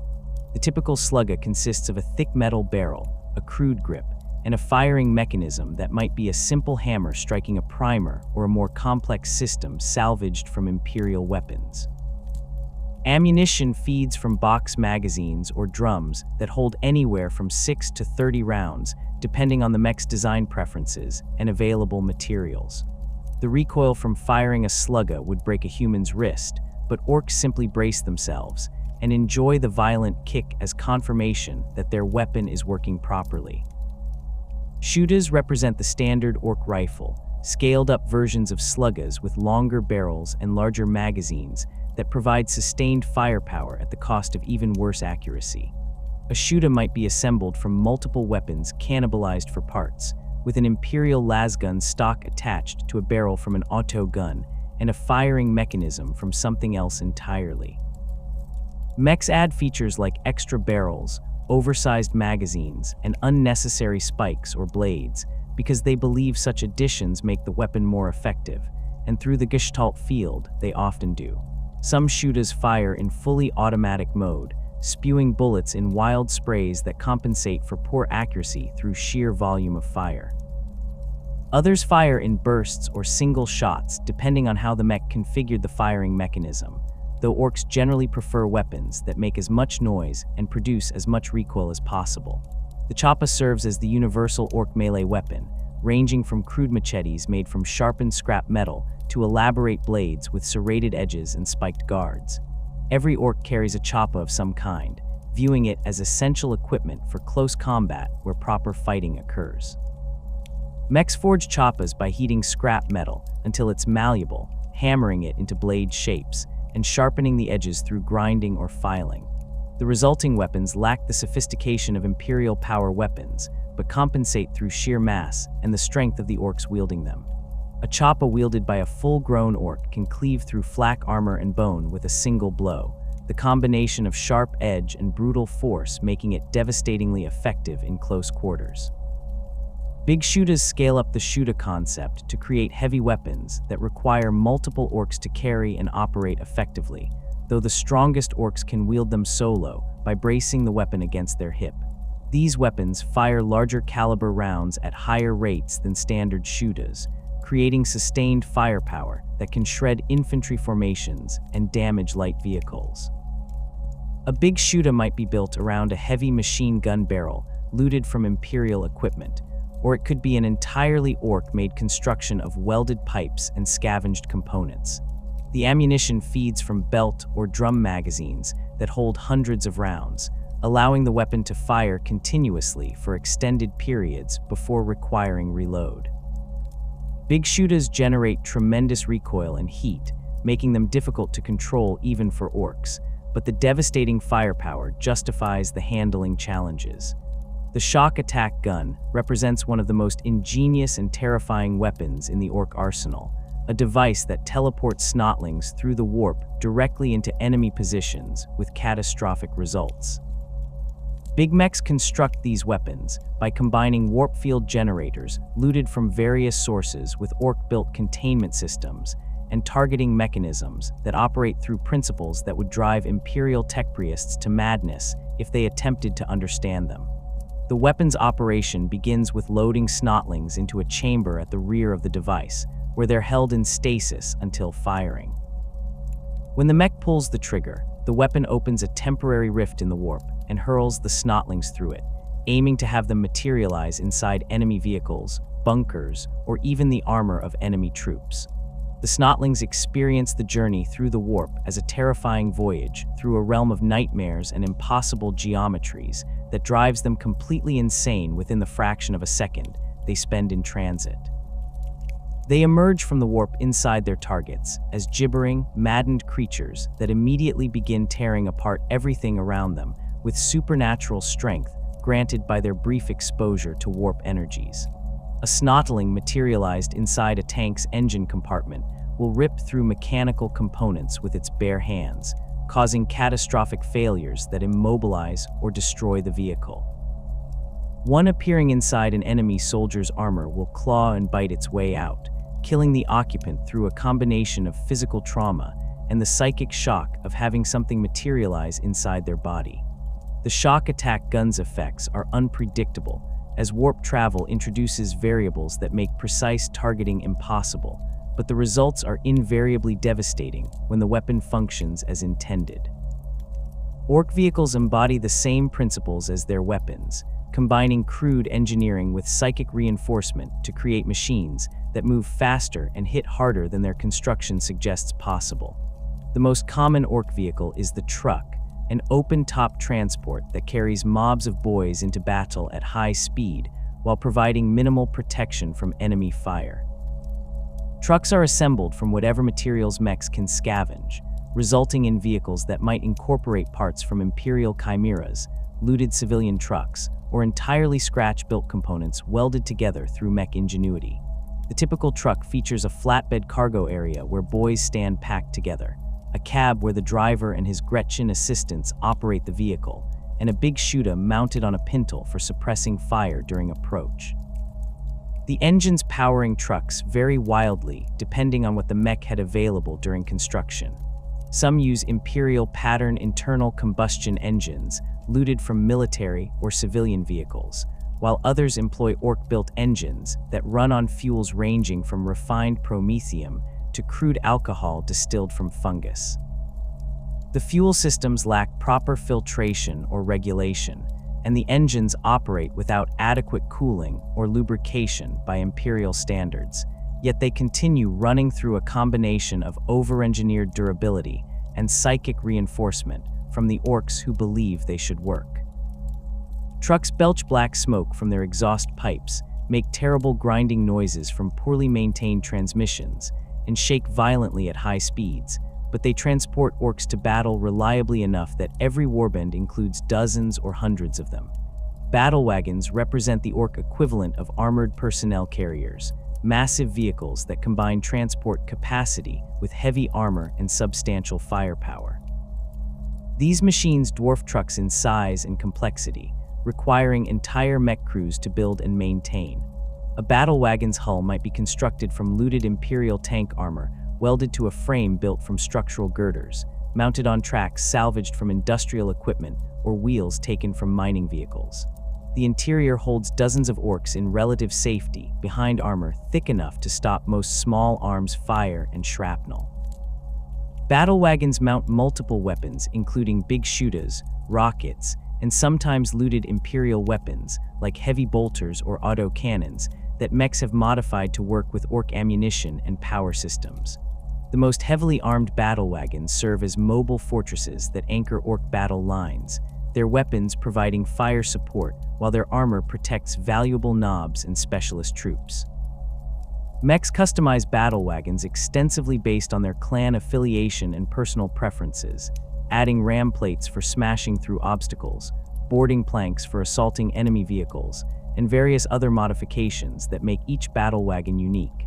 Evil Sunz battle wagons sacrifice armor for speed, their stripped-down hulls painted red and equipped with oversized engines that push them to velocities that should tear the vehicles apart. Deathskull battle wagons bristle with looted weapons and equipment scavenged from dozens of sources, creating rolling arsenals that demonstrate the clan's scavenging expertise. Death Dreads occupy a unique position in Ork armies as armored walkers that combine the mobility of infantry with the firepower and protection of vehicles. These machines stand roughly 3 meters tall, their bulky frames housing a pilot who sits in an armored cockpit surrounded by weapons and powered by engines that drive hydraulic legs. The pilot connects to the Death Dread through crude neural interfaces installed by Painboys, allowing him to control the machine's movements through thought and reflex rather than manual controls. This integration comes at a cost, as the process of installing the neural interfaces often drives pilots insane through a combination of physical trauma and the psychological stress of being permanently entombed in a walking war machine. Mechs build Death Dreads by welding together armor plates thick enough to stop anti-tank weapons, mounting this armor on a frame of structural members that support the weight and stress of combat operations. The legs use hydraulic systems powered by engines that burn through fuel at prodigious rates, giving Death Dreads surprising speed and agility for their size. Arms mount various weapon combinations chosen by the pilot or mech, typically including power claws for close combat and shootas or rockets for ranged firepower. Some Death Dreads carry 4 arms, allowing them to wield multiple weapons simultaneously and engage several targets at once. The machines lumber into battle, making grinding mechanical noises and belching exhaust fumes, their pilots bellowing war cries through external speakers as they charge toward enemy positions. Killicans represent smaller versions of Death Dreads, one Ork walkers that serve similar roles but with less armor and firepower. Mechs typically assign Gretchen to pilot Killicans, viewing the smaller walkers as suitable for the lesser greenskins who lack the size to effectively crew larger war machines. The Gretchen pilots operate their cans with surprising skill, using the machine's relatively small size and agility to their advantage in combat.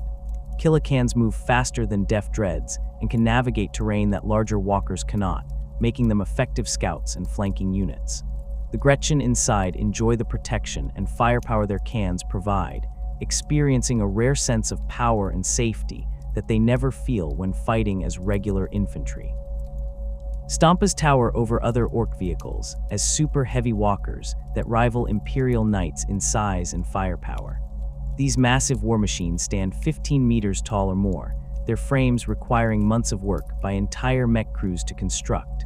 A Stampa's legs use enormous hydraulic pistons powered by multiple engines, generating enough force to shake the ground with each step and crush anything unfortunate enough to be underfoot. The torso houses multiple weapon systems, including belly guns that fire high-explosive shells, mega shootas that can shred infantry formations, and close combat weapons like massive power claws or wrecking balls. The head section contains the crew compartment where the pilot and his Gretchen assistants operate the machine, along with additional weapons like big shootas or rockets for engaging aircraft and light vehicles. Building a Stampa requires resources that only the most successful warbosses can provide, making these machines relatively rare even in major WAAAGHs. The construction process consumes tons of scrap metal, dozens of engines, and countless other components that must be scavenged, looted, or built from scratch. Big mechs compete for the honor of building Stampas, viewing such projects as the ultimate expression of their engineering skills. The finished machines become sources of immense pride for their creators and the warbands that field them, with Orks traveling from across entire war zones just to see a Stampa in action. When Stampas deploy to battle, they serve as mobile fortresses that anchor entire Ork battle lines, their presence inspiring nearby Orks to greater feats of violence while demoralizing enemies who face such massive opponents. Gargants represent the largest war machines Orks can construct, titans that rival or exceed Imperial Titans in size and destructive capability. These behemoths stand 50 meters tall or more, their construction requiring years of work by multiple big mech crews and resources that can only be gathered during major WAAAGH. A Gargant's frame consists of structural members thick enough to support buildings, covered in armor plates that can withstand direct hits from Titan-grade weapons. The legs use hydraulic systems powered by entire engine rooms, with multiple power plants generating the enormous energy needed to move such massive machines. The torso mounts weapons that would qualify as super heavy artillery in Imperial armies, including massive cannons that fire shells the size of small vehicles, batteries of big shooters for anti-infantry work, and close combat weapons like gigantic power claws or wrecking balls that can tear apart enemy titans. The interior of a Gargant houses hundreds of orcs and Gretchen who crew the various systems, operate weapons, maintain engines, and handle the countless tasks required to keep such a massive machine functioning. The crew compartments resemble small cities with multiple decks connected by ladders and catwalks, containing workshops where mechs perform repairs, ammunition storage rooms, and even living quarters for long campaigns. The command deck sits in the head section where the Gargant's commander directs operations, surrounded by Gretchen, who relay orders and operate communication systems. Gargants move with surprising speed for their size, their strides covering dozens of meters, and their momentum making them nearly unstoppable once they build up velocity. The cult of speed represents a subculture within Orc society that transcends clan boundaries, drawing members from all clans who share an obsession with velocity and vehicles. While Evil Sunz dominate the cult numerically, speed freaks from other clans participate enthusiastically in the racing, vehicle modification, and high-speed warfare that defines the movement. The cult maintains its own hierarchy based on speed rather than size or strength, with the fastest drivers earning respect regardless of their physical capabilities. This creates unusual situations where relatively small orcs command authority over larger warriors simply because they can drive or ride faster than anyone else.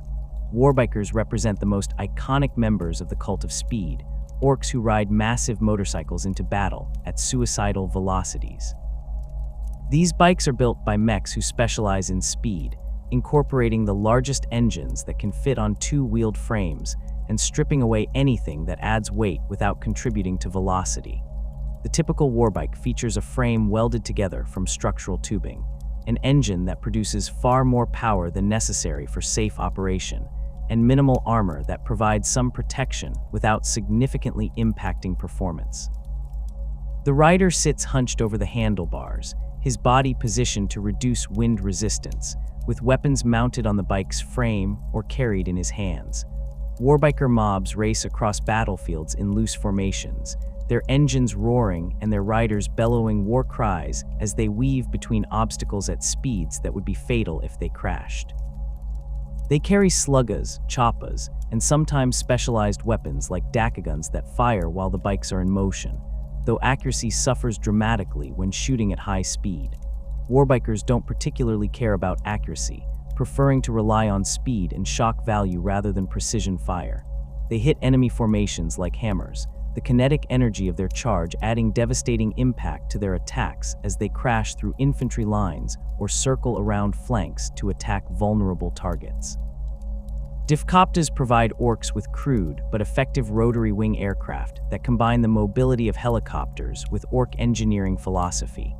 These machines consist of rotors mounted on frames that hold engines, fuel tanks, and weapons, with the pilot sitting in an exposed seat that provides excellent visibility but no protection from enemy fire. The rotors spin through a combination of engine power and the pilot's belief that they should work, generating lift through principles that would horrify Imperial Aeronautica engineers. Difcoptas fly with characteristic orc disregard for safety, their pilots pushing the machines to their limits and beyond while performing aggressive maneuvers that would be impossible for properly designed aircraft. Difcopta pilots operate as scouts and light attack aircraft, using their mobility to reach positions that ground vehicles cannot access and their altitude to spot enemy movements. They carry rockets, big shooters, or bombs that they drop on enemy positions from low altitude, sacrificing accuracy for the thrill of aerial combat. The machines are notoriously unstable, prone to mechanical failures that send them spinning out of control, but pilots view these risks as acceptable costs for the ability to fly. Glyphs operate in small groups called flights, with multiple aircraft supporting each other and competing to see who can perform the most dangerous stunts while still accomplishing their missions. The Ork Air Force expands beyond Glyphs to include fixed-wing aircraft like Dakkajets, Burna bombers, and Blitza bombers that provide air superiority and ground attack capabilities. These aircraft are built by mechs who specialize in aeronautical engineering, though their understanding of flight mechanics relies more on instinct and the Gestalt field than actual physics. Dakkajets serve as fighters, their frames mounting multiple big shootas and rockets for engaging enemy aircraft and ground targets. The typical Dakkajet features a fuselage built from welded metal plates, wings that provide lift through a combination of aerodynamic design and psychic reinforcement, and engines that produce thrust through methods that shouldn't work but do anyway. Burna bombers specialize in ground attack, carrying incendiary weapons and bombs that they drop on enemy positions from medium altitude. These aircraft mount Burna weapons that spray flaming fuel across wide areas, creating firestorms that consume infantry and light vehicles.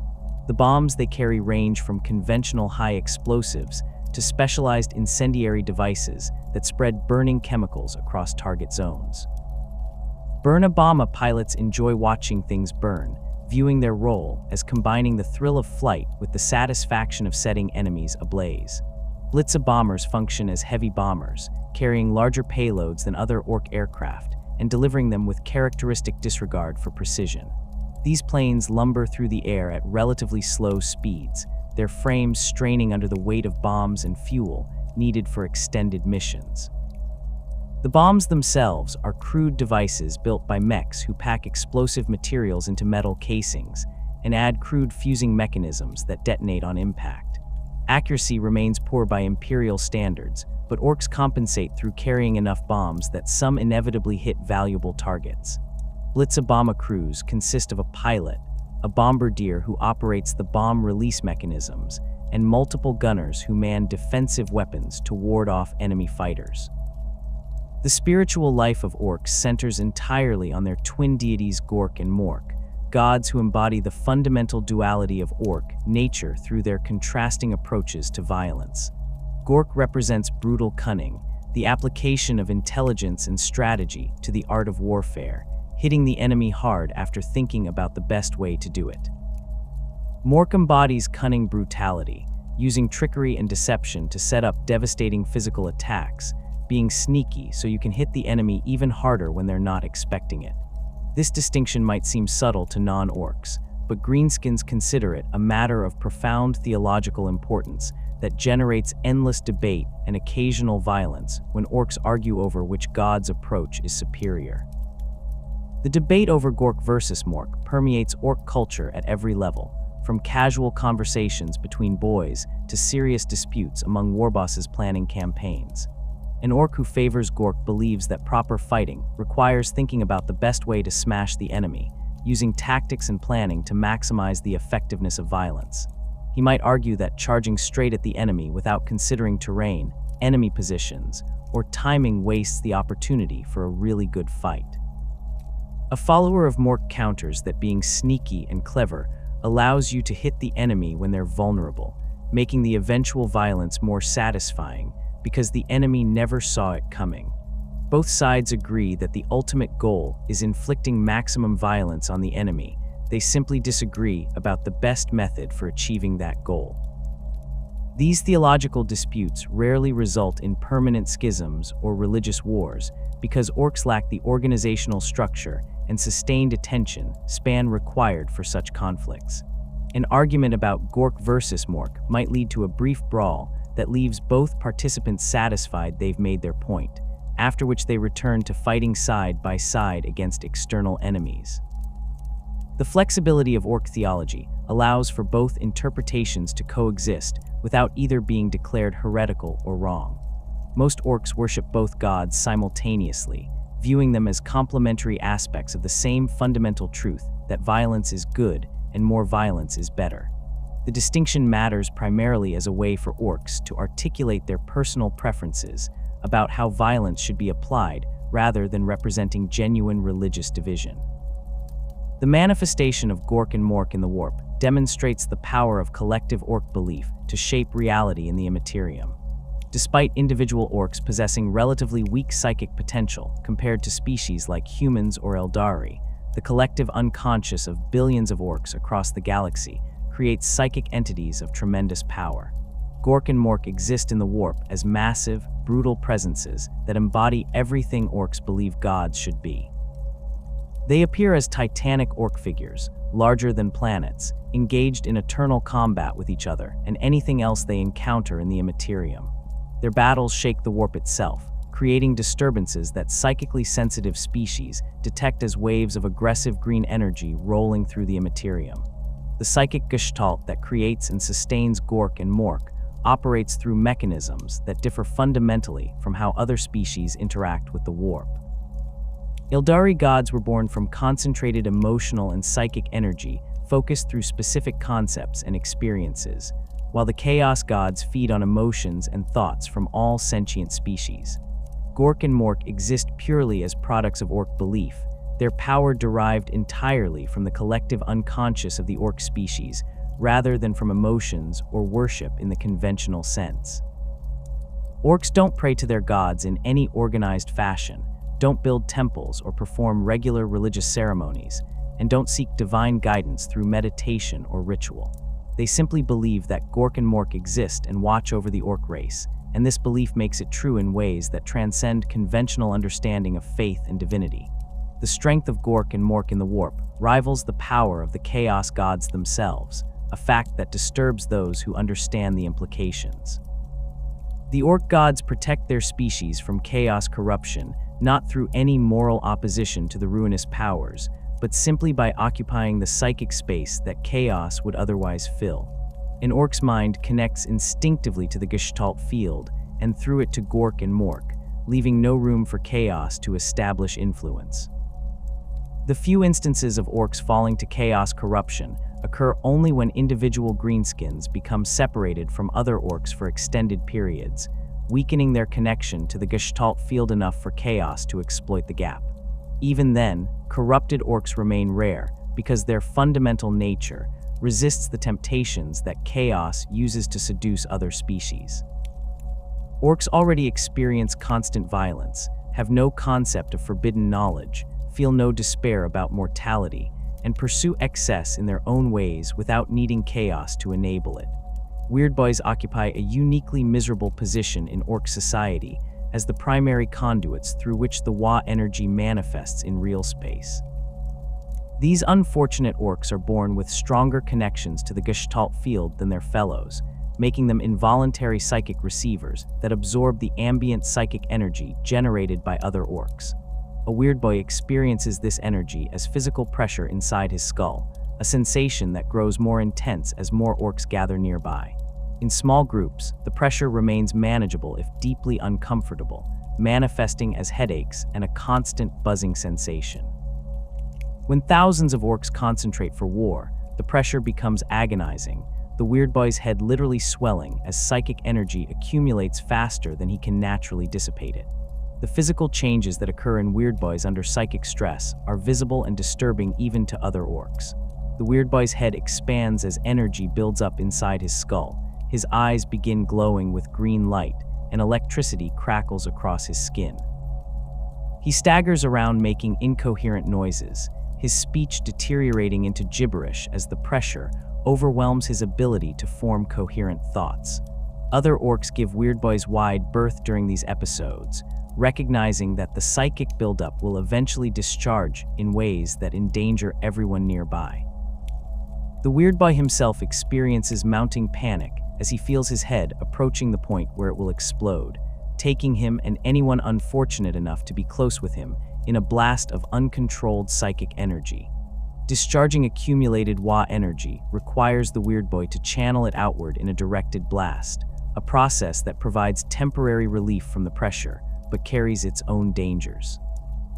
The Weird Boy points himself toward enemy positions, and releases the energy in whatever form his panicked mind can manage, producing effects that range from lightning bolts that arc across the battlefield to telekinetic waves that hurl enemies through the air. Some weird boys accidentally teleport themselves and nearby orcs to random locations when they discharge their power, their minds instinctively reaching for the warp as a release valve and dragging physical matter along for the journey. Others project pure destructive force that explodes enemy vehicles or causes weapons to detonate in their users' hands.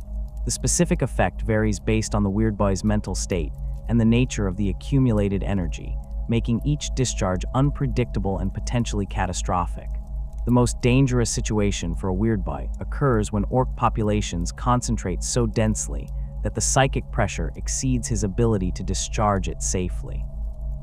During the height of major WAAAGH, when millions of orcs gather in relatively small areas, weird boys absorb energy faster than they can release it regardless of how frequently they discharge. The pressure builds to critical levels where the weird boy's head begins to crack, green light spilling from fissures in his skull as the energy seeks any possible escape route.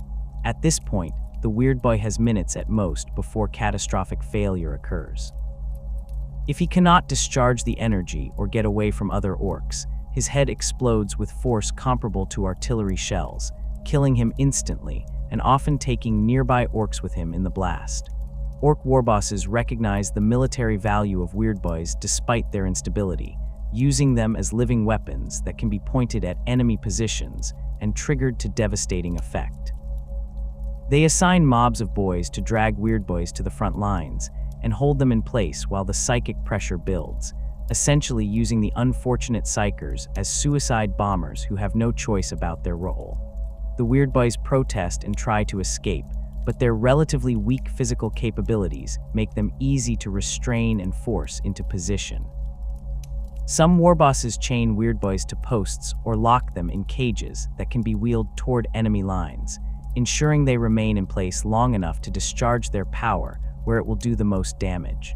This treatment reinforces the weird boy's misery and desperation, but orcs view it as necessary utilization of available resources rather than cruelty. A few weird boys develop techniques for managing their condition through isolation and ritual, becoming weird boy shamans who serve as spiritual advisors to their tribes. These individuals learn to sense when psychic pressure is building to dangerous levels and remove themselves from large orc gatherings before reaching critical thresholds. They spend much of their time alone in remote locations, meditating and performing rituals that help them maintain mental stability despite their condition. Weird boy shamans develop reputations as mystics who can commune with Gork and Mork, interpret omens, and provide guidance about the spiritual aspects of orc existence.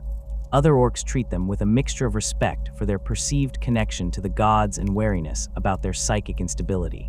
The rituals performed by weird boy shamans and other spiritually inclined orcs reflect the species' understanding of their relationship with Gork and Mork. These ceremonies lack the formal structure of religious services in other species' cultures, instead consisting of spontaneous expressions of orc nature that the participants believe honor their gods.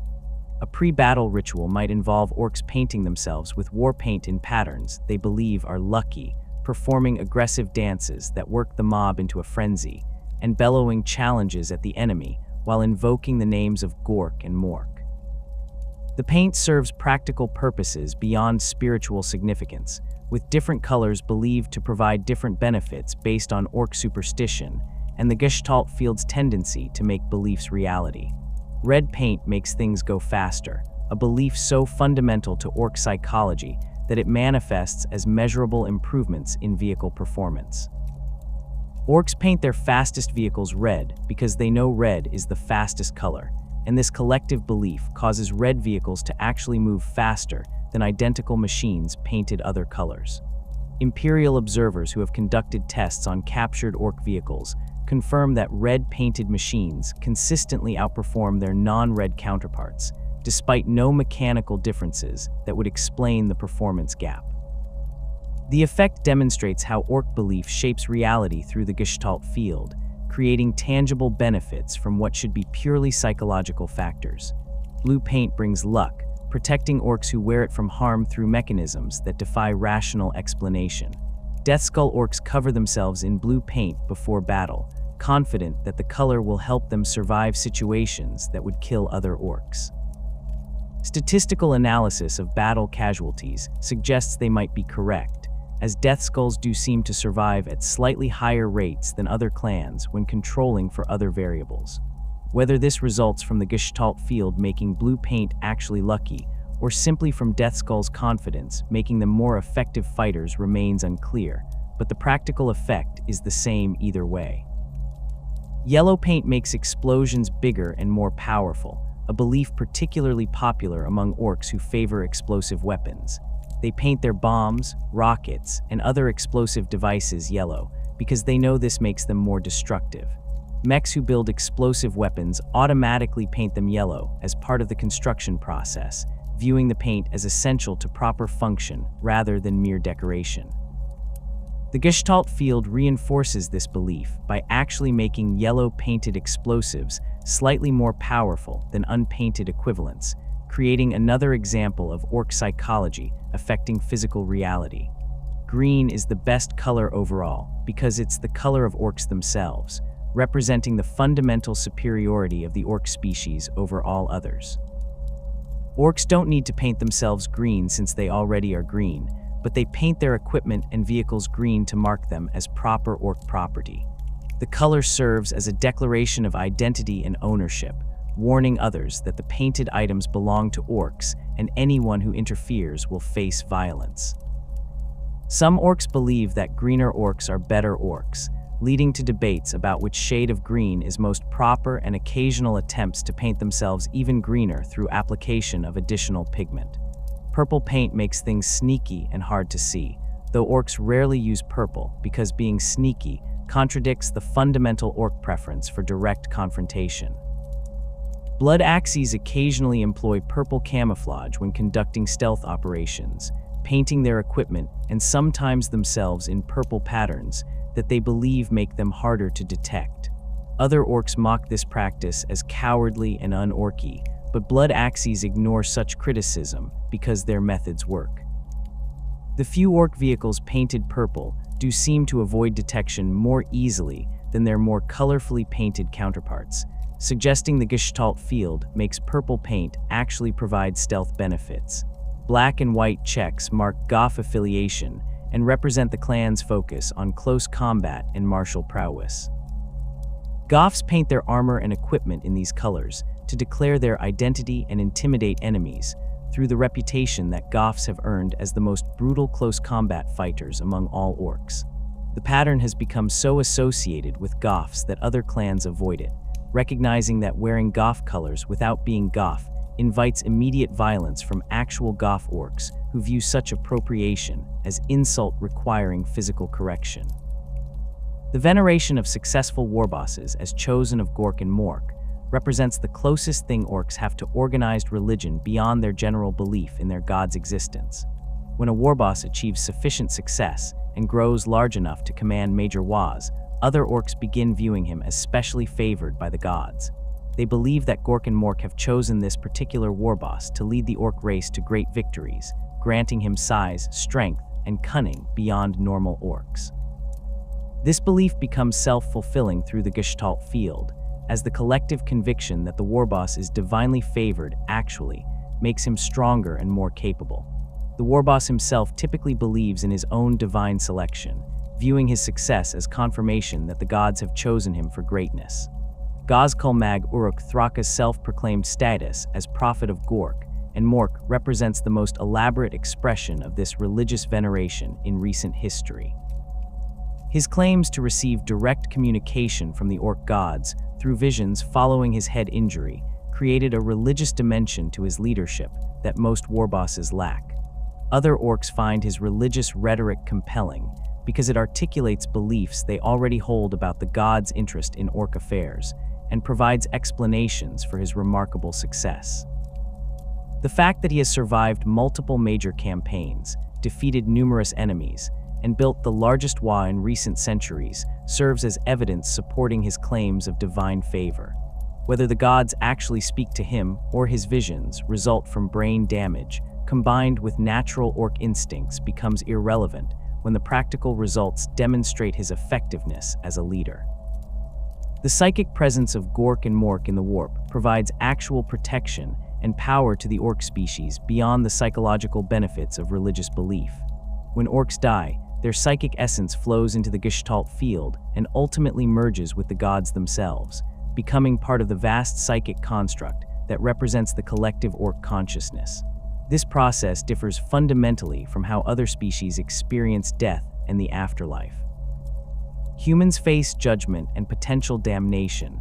Eldari souls risk consumption by Slaanesh, and other species have various fates depending on their spiritual nature. Orcs simply return to the Gestalt field, their individual consciousness dissolving into the greater whole without experiencing judgment, punishment, or reward. This fate suits the orc temperament perfectly, as they have no interest in eternal reward or fear of punishment, viewing death as simply the end of fighting rather than a transition to another state of existence. The gods themselves engage in constant warfare within the warp, fighting each other, battling chaos entities, and generally causing havoc throughout the immaterium. Their conflicts create disturbances that manifest in real space as increased aggression among orcs, sudden surges in WAAAGH activity, and other phenomena that Imperial analysts struggle to predict or understand. When Gork and Mork fight particularly intensely, the psychic reverberations reach across the galaxy, causing weirdboys to experience even more severe symptoms and driving orcs to greater heights of violence. These cosmic battles serve no apparent purpose beyond the gods' own enjoyment of fighting, which perfectly reflects the orc attitude toward violence as an end in itself, rather than a means to achieve other goals.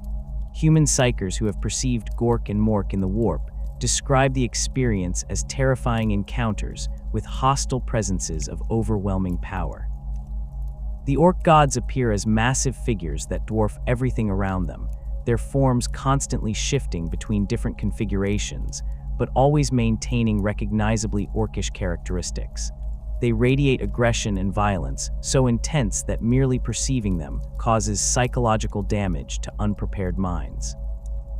Imperial astropaths learn to avoid looking too closely at the green tides in the warp that mark major WAAAGH, recognizing that focusing attention on these phenomena risks attracting the notice of Gork and Mork themselves.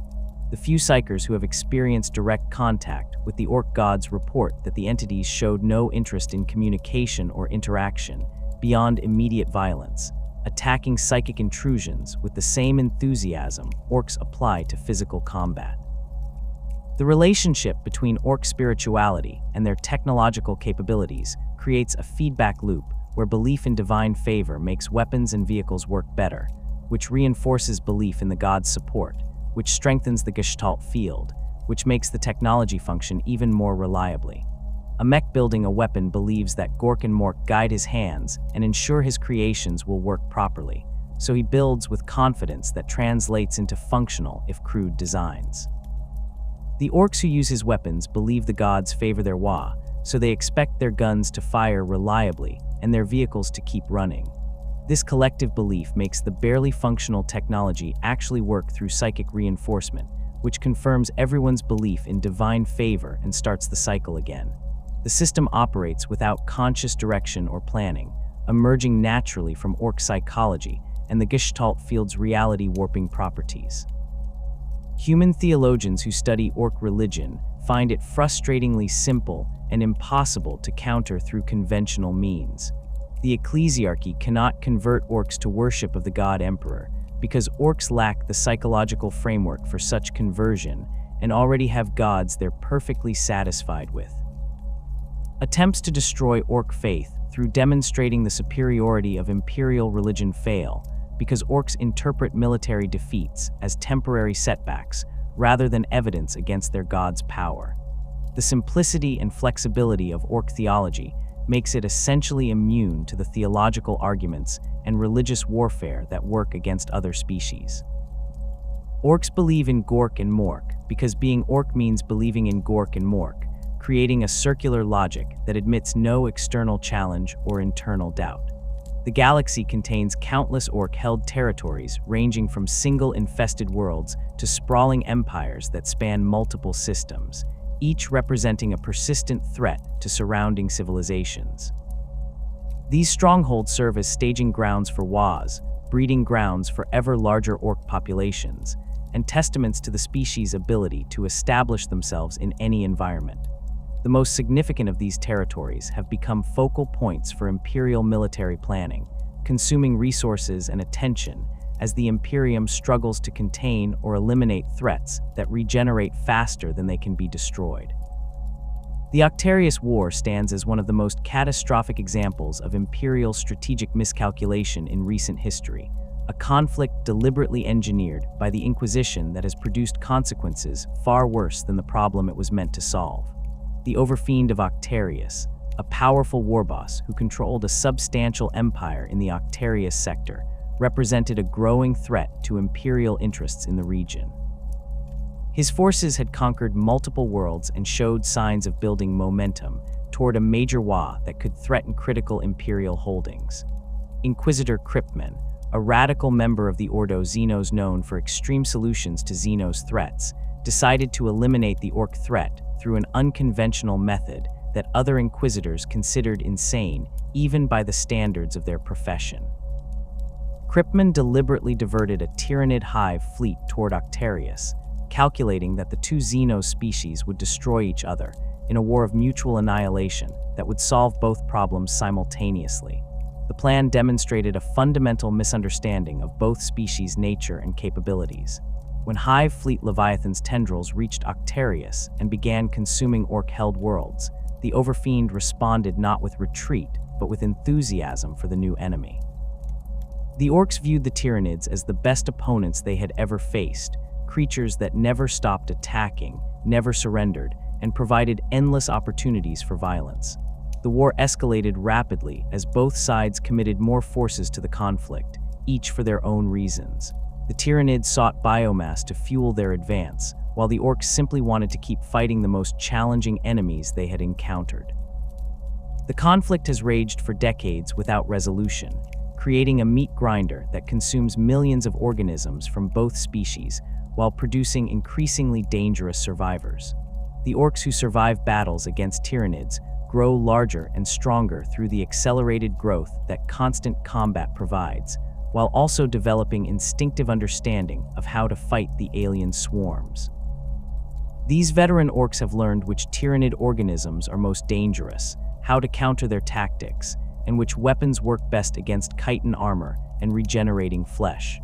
The constant warfare has created Orc populations that are more experienced and deadly than typical greenskins, their entire existence focused on fighting an enemy that matches their enthusiasm for violence. Some Imperial observers worry that if these Orcs ever break free from Octarius, they will represent a threat far worse than the original problem Kryptman tried to solve. The Tyranids benefit from the conflict as well, though in different ways. The biomass they harvest from fallen Orcs gets incorporated into new Tyranid organisms, while the genetic information extracted from Orc corpses allows the hive mind to develop new adaptations specifically designed to counter Orc capabilities.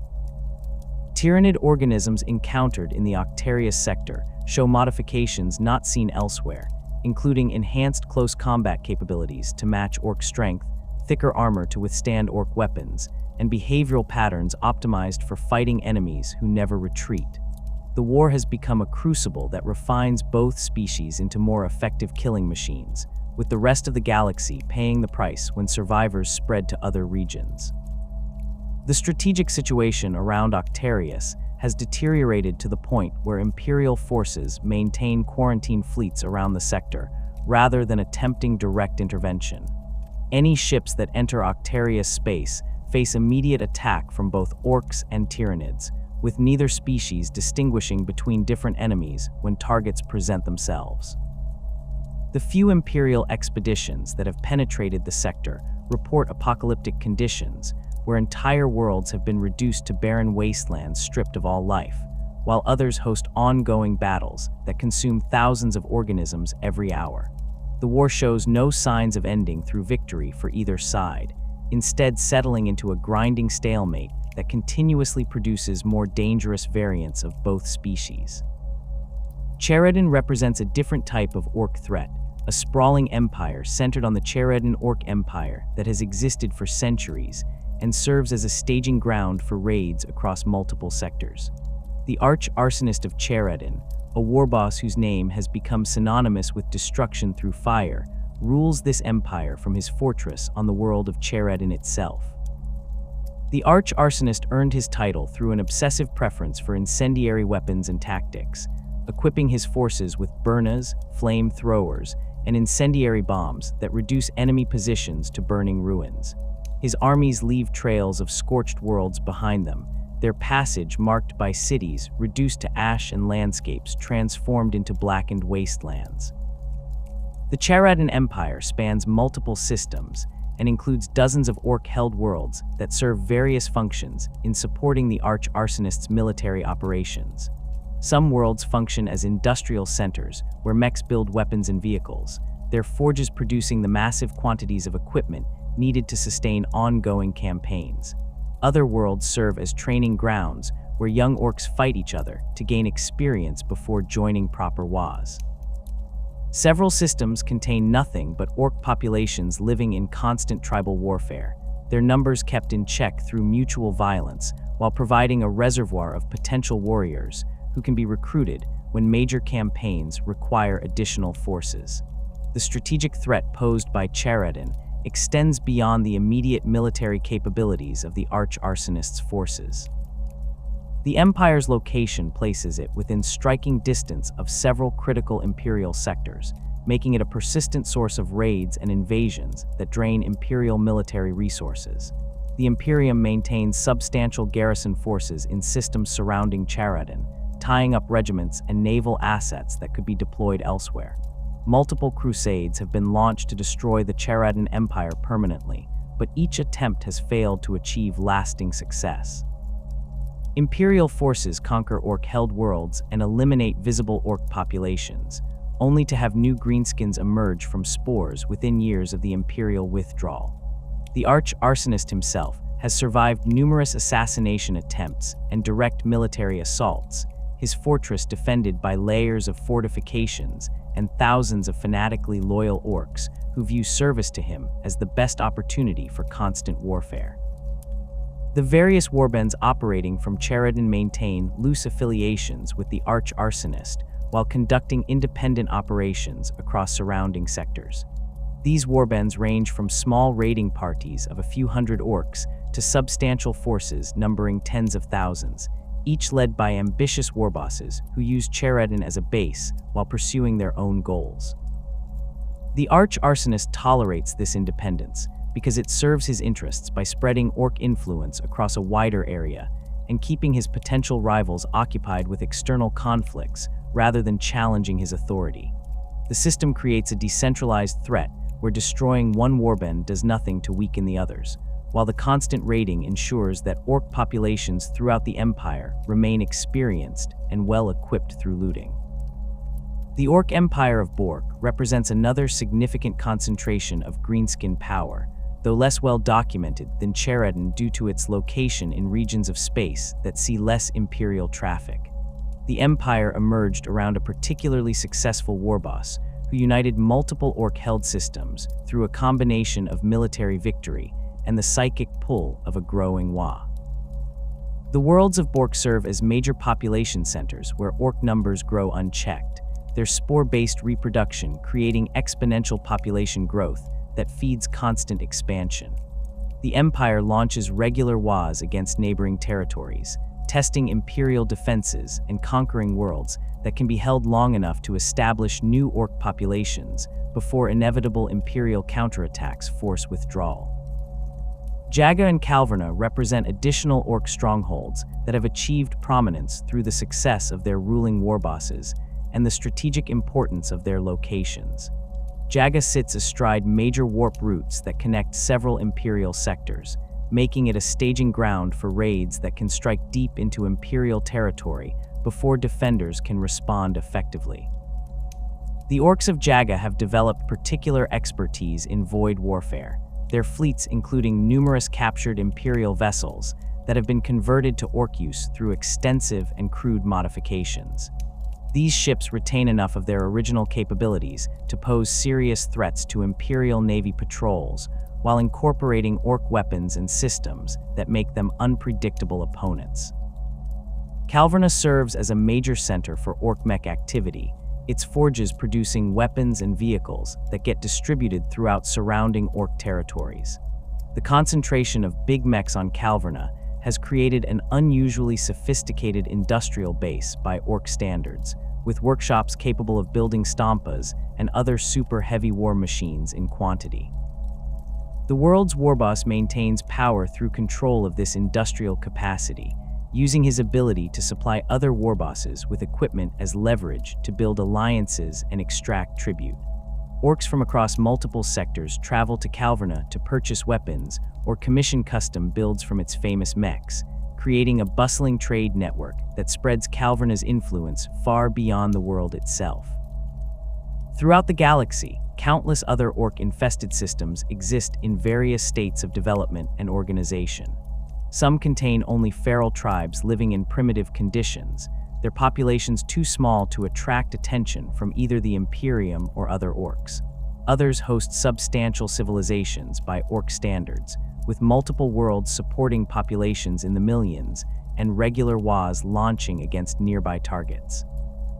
The distribution of these Ork territories follows no clear pattern, as spores can establish themselves anywhere that conditions allow germination.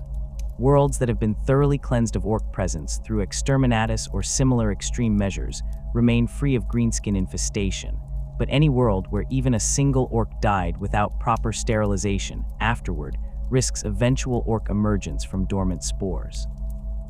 Ulanar occupies a unique position in Ork history as the site of the greatest Ork empire encountered during the Great Crusade and later the source of the catastrophic War of the Beast.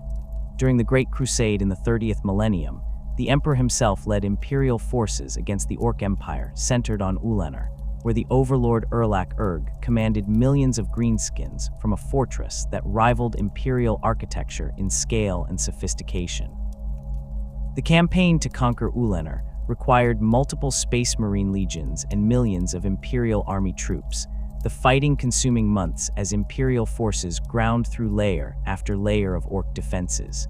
The Emperor personally confronted and killed WAAAGH in single combat, breaking the Ork Empire's leadership and allowing Imperial forces to complete their conquest. The victory at Ulanar held such significance that the Emperor chose the conquered world as the site to declare Horus as War Master, granting him supreme command of the Great Crusade, while the Emperor returned to Terra. The ceremony took place among the ruins of Ork fortifications, with representatives from all 20 legions present to witness the transfer of authority. The symbolism of the location emphasized the Imperium's triumph over one of the galaxy's most dangerous Xenos threats, and marked what seemed like the beginning of humanity's final victory over all opposition. The choice of Ulanar for such an important event demonstrated how seriously the Emperor took the Ork threat and how significant he considered the victory over WAAAGH's empire. The subsequent War of the Beast in the 32nd millennium revealed that Ulanar's conquest had been far less complete than the Imperium believed. Ork spores that survived the initial cleansing germinated over the following millennia, their populations growing in secret while Imperial attention focused elsewhere. These Orks developed in isolation from the broader Ork civilization, following their own evolutionary path that led them back toward their Krork origins. The prime Orks that emerged from Ulanar stood larger and demonstrated greater intelligence than typical Orks, their society organized along lines that suggested sophisticated planning and long-term thinking. The beast himself arose from this population, uniting the Ulanar Orks and launching the most dangerous Ork threat the Imperium had faced since the Great Crusade. The beast transformed Ulanar into the capital of an actual Ork empire rather than the typical temporary WAAAGH gathering. He established permanent infrastructure, including fortifications that used advanced construction techniques, industrial facilities that produced weapons and equipment in organized fashion, and even administrative systems that managed resources and coordinated military operations across multiple worlds. This represented a fundamental departure from normal orc behavior, suggesting that the prime orcs retained capabilities that modern orcs had lost through devolution. The Empire's organization shocked Imperial observers who had grown accustomed to viewing orcs as disorganized savages incapable of building lasting civilizations. The Imperial assault on Ulanor during the War of the Beast required mobilizing the largest military force assembled since the Great Crusade, with multiple Space Marine chapters and entire army groups converging on the system. The fighting on Ulanor's surface consumed months as Imperial forces battled through fortifications that rivaled anything humanity had built, their advance measured in meters per day against fanatical orc resistance. The final assault on the Beast's fortress saw some of the most brutal close-quarters combat in Imperial history, with Space Marines fighting room to room through corridors designed for beings much larger than themselves. The death of the Beast ended the organized resistance, but the cost in Imperial lives and resources was staggering. Ulanor's distinction from Armageddon represents an important clarification in Imperial records, as the two worlds are sometimes confused due to both being sites of major conflicts between the Imperium and orcs. Armageddon exists as a separate hive world that has faced multiple orc invasions, most notably the campaigns led by Goffs Kulmag Uruk-Thraka. The world's strategic importance derives from its industrial capacity and location along critical warp routes, making it a target for orc conquest and a priority for Imperial defense. The three wars for Armageddon have consumed billions of lives and countless military resources, establishing the world as perhaps the most contested territory in ongoing Imperial orc conflicts. The persistence of orc empires and strongholds, despite continuous Imperial military action, demonstrates the fundamental challenge that the greenskin species represents. Every orc killed releases spores that will eventually produce new orcs, making permanent elimination of orc populations nearly impossible without completely sterilizing affected worlds. The Imperium lacks the resources to conduct such thorough cleansing operations on every orc-infested world, forcing military planners to prioritize threats and accept that many orc territories will remain unconquered indefinitely. This creates a strategic situation where the Imperium fights a holding action against orc expansion rather than working toward final victory, containing threats when possible and eliminating them when necessary, but never achieving lasting success in removing the orc menace from the galaxy. The orcs exist in a state of perpetual conflict with every other species in the galaxy, their fundamental nature ensuring that peaceful coexistence remains impossible regardless of circumstances or diplomatic efforts. Unlike species that fight for territory, resources, or ideological goals, orcs wage war because fighting represents the core purpose of their existence. This makes them uniquely dangerous opponents who cannot be reasoned with, bribed, or deterred through conventional diplomatic or strategic means. Every major faction in the galaxy has developed specific strategies for dealing with orc threats, yet none have found permanent solutions to a species whose biology ensures they will regenerate from even the most devastating defeats. The Imperium of Man faces orc threats on thousands of worlds simultaneously, making greenskins one of the most persistent and resource-intensive challenges to human survival in the galaxy. Imperial military doctrine dedicates entire sections to anti-orc warfare, with tactics and strategies refined through 10,000 years of continuous conflict. The Adeptus Munitorum maintains standing orders that any world reporting orc presence must immediately implement containment protocols while requesting military assistance from Sector Command. These protocols include quarantining affected regions, establishing kill zones around orc territory, and preparing civilian populations for potential evacuation if the infestation cannot be contained locally. Forge worlds represent particularly attractive targets for orc raids due to their concentration of technology and weapons that greenskins can loot. The Adeptus Mechanicus maintains extensive defensive preparations on all Forge worlds, recognizing that orc attacks are inevitable rather than merely possible. These defenses include orbital weapons platforms, extensive ground fortifications, and dedicated Skitarii legions trained specifically in anti-orc operations. Despite these preparations, Forge worlds regularly face orc incursions that threaten critical manufacturing facilities and sacred technological archives.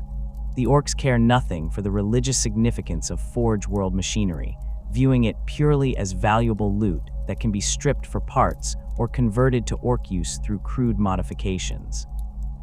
The defense of Graia and the Segmentum Tempestus demonstrated both the vulnerability of Forge worlds to determined orc assault and the catastrophic consequences when defenses fail.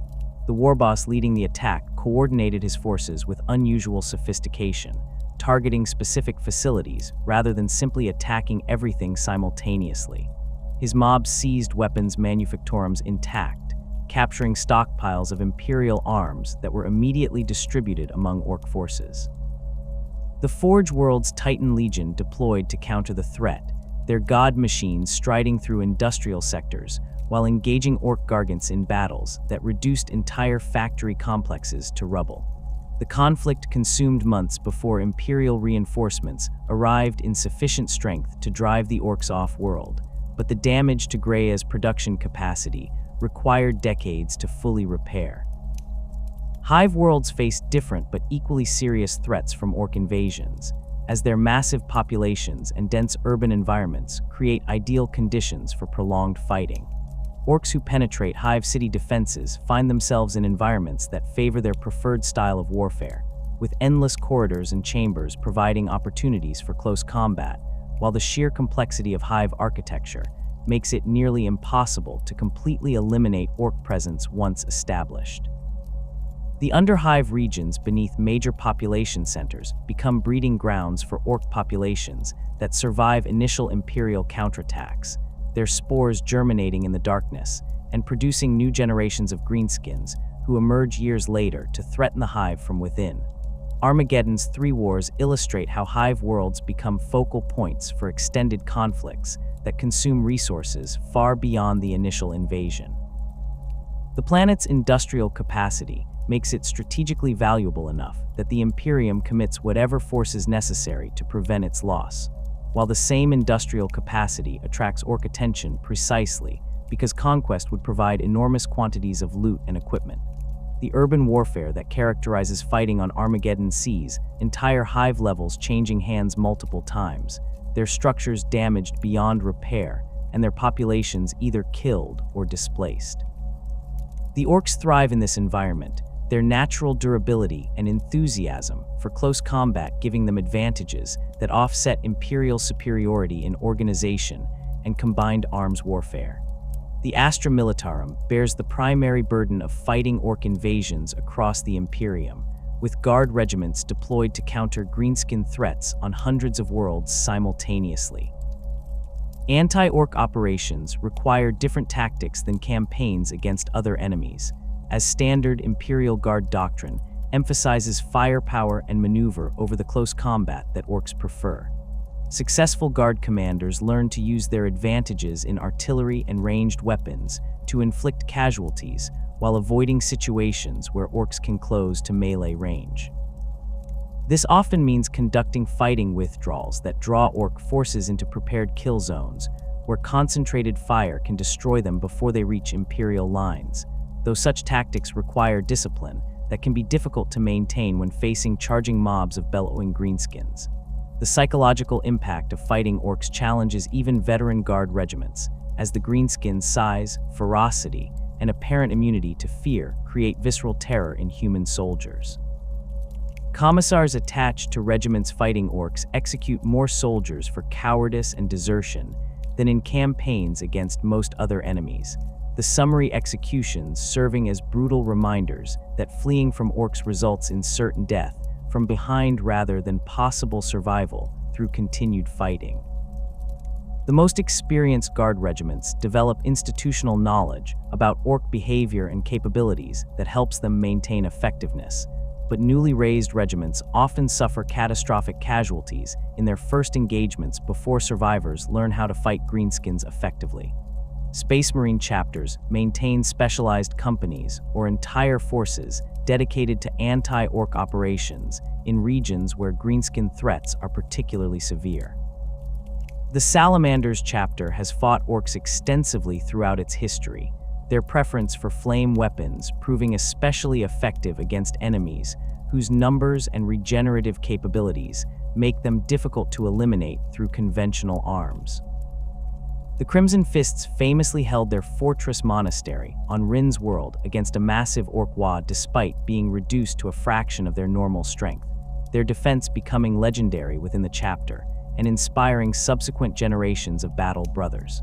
The Black Templars pursue orcs with particular zeal as part of their eternal crusade, viewing the elimination of greenskin threats as sacred duty that honors the Emperor through righteous violence. The Space Wolves have developed extensive experience fighting orcs through centuries of conflict in regions near their home world of Fenris, their savage close combat doctrine proving well suited to countering orc aggression.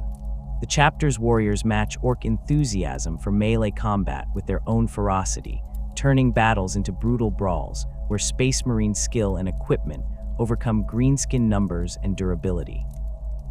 The Space Wolves' ability to track and hunt orc forces through difficult terrain makes them particularly effective at eliminating scattered warbands before they can concentrate into larger threats, their scouts identifying orc positions that can then be destroyed through targeted strikes. Chaos forces encounter orcs with the same frequency as Imperial armies, though the nature of these conflicts differs significantly from the ideological and strategic warfare that characterizes fighting between Chaos and the Imperium. Orcs view Chaos forces as particularly entertaining opponents who provide good fights without the tendency toward retreat or surrender that makes some enemies less satisfying to battle.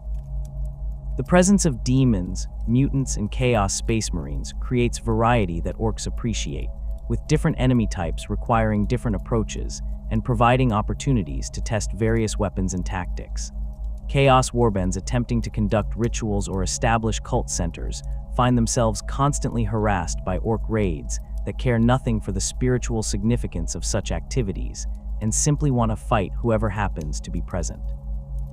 The orc immunity to chaos corruption represents one of the most significant advantages the species possesses, as it renders them immune to the temptations and manipulations that chaos uses to subvert other races.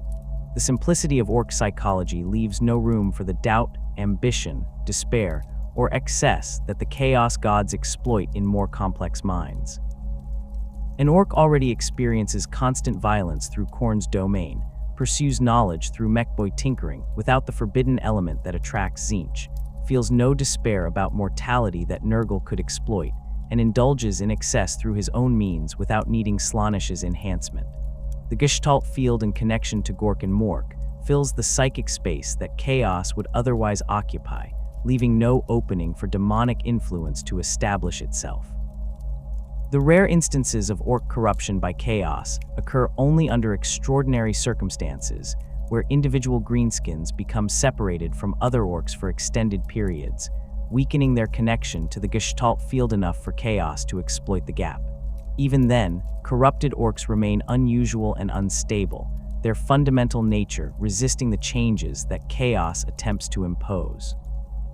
A Khornate orc might become even more violent and bloodthirsty than normal, but this represents an intensification of existing tendencies rather than fundamental transformation. Tzeentchian corruption of orcs is nearly impossible due to their lack of long-term planning and complex thought. Nurglite orcs exist as theoretical possibilities, but their natural regeneration and fungal biology resist disease and decay. Slaaneshi corruption of orcs defies comprehension, as greenskins lack the capacity for the refined sensation seeking that the Prince of Pleasure demands. Chaos warbands attempting to corrupt orc populations through the usual methods of promises, gifts, and gradual seduction find themselves completely stymied by targets who respond to such overtures with immediate violence. An orc confronted by a demon offering power will attempt to fight the demon rather than negotiate with it, viewing the entity as an enemy to be defeated rather than a potential patron to be bargained with.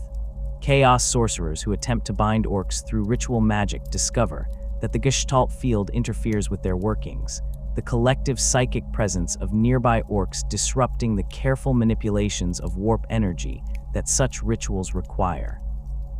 The practical result is that chaos forces must fight orcs through conventional military means, rather than the subversion and corruption that work so effectively against other species. The Tyranids represent perhaps the most dangerous opponents orcs have ever faced, creating conflicts that benefit neither side while producing increasingly deadly variants of both species. The hive fleets view orc-infested worlds as sources of biomass like any other, their consumption of planetary ecosystems making no distinction between greenskin and other life forms. The Tyranids' complete immunity to psychological warfare and their inability to be intimidated or demoralized makes them ideal opponents from the orc perspective, as they never retreat or surrender regardless of casualties. This creates grinding conflicts where both sides fight to complete mutual destruction, the Tyranids seeking to consume all biomass, while the orcs simply enjoy fighting enemies who never stop attacking. The biological arms race that develops during extended orc-Tyranid conflicts produces terrifying results for any other species unfortunate enough to encounter the survivors. Orcs who fight Tyranids extensively develop instinctive understanding of how to counter the alien organisms, learning which creatures are most dangerous and how to kill them efficiently. The constant combat accelerates orc growth, producing populations of unusually large and experienced warriors who have survived battles that would kill normal greenskins. These veteran orcs carry knowledge about fighting Tyranids that spreads through orc society as survivors join new WAAAGH and share their experience with other greenskins. The Octarius War has created entire orc populations whose existence revolves around fighting Tyranids, their every adaptation and learned behavior optimized for battling the Great Devourer. The Tyranids benefit from these conflicts through the biomass harvested from fallen orcs and the genetic information extracted from their corpses. The hive mind incorporates orc DNA into its genetic library, using this information to develop new organisms specifically adapted to fighting greenskins. Tyranid creatures encountered in regions where the hive fleets have fought extensive battles against orcs show modifications not seen elsewhere, including enhanced close combat capabilities to match orc strength, thicker armor to withstand orc weapons, and behavioral patterns optimized for countering orc tactics. The adaptive evolution that makes Tyranids so dangerous operates at full efficiency when fighting orcs, as the constant combat provides continuous feedback that the hive mind uses to refine its organisms. Imperial strategists view orc-Tyranid conflicts with deep concern, despite the obvious benefit of two major threats fighting each other rather than attacking Imperial worlds. The worry is that whichever species eventually prevails will have been refined through the crucible of total war into something far more dangerous than either species was originally. Orcs emerging from prolonged fighting against Tyranids represent threats of the highest order, their combat experience and accelerated growth making them more formidable than typical greenskins. Tyranids that have adapted to fight orcs effectively will be equally dangerous to Imperial forces, their organisms optimized for the kind of brutal close combat that characterizes warfare in the 41st millennium. The Eldari have fought orcs since before humanity achieved sentience, their ancient conflicts extending back to the war in heaven when the Krorks served as soldiers for the Old Ones against the Necrons and their Khatan masters. The craft-world Eldari view orcs with contempt born of countless millennia, watching a sophisticated warrior race devolve into savage brutes who fight without art or purpose beyond immediate violence. Eldari military doctrine against orcs emphasizes mobility and ranged firepower, using their superior speed and technology to engage greenskins at distances where orc weapons are ineffective, while avoiding close combat where orc numbers and durability provide advantages. Aspect warriors strike orc positions with precision attacks that eliminate key targets before withdrawing, their hit-and-run tactics frustrating orcs who prefer straightforward battles. The Eldari understanding of orc biology and the Gestalt field gives them advantages that other species lack, as their Farseers can perceive the psychic pressure building around growing WAAAGH and predict where orc forces will strike. This foreknowledge allows craftworlds to avoid orc attacks entirely when possible or prepare ambushes when conflict is unavoidable. The Eldari also understand that killing orcs only creates more problems through spore release, leading them to employ weapons that completely incinerate targets rather than simply killing them. Fusion weapons and plasma technology that reduces orcs to ash prevents spore dispersal, though such thorough elimination requires more resources than simple killing and isn't always practical during large-scale engagements. The Drukhari of Khemora view orcs as sources of entertainment and slaves rather than serious military threats, their raids on orc-held worlds capturing greenskins for use in arena combat or as labor in the Dark City. Orcs make poor slaves by Drukhari standards due to their constant aggression and inability to be broken through torture, but they provide excellent sport in gladiatorial contests where their durability and fighting spirit create entertaining spectacles. The Drukhari's superior technology and mobility allows them to conduct raids on orc territories with relative impunity, striking from webway portals to capture targets before withdrawing ahead of orc counterattacks.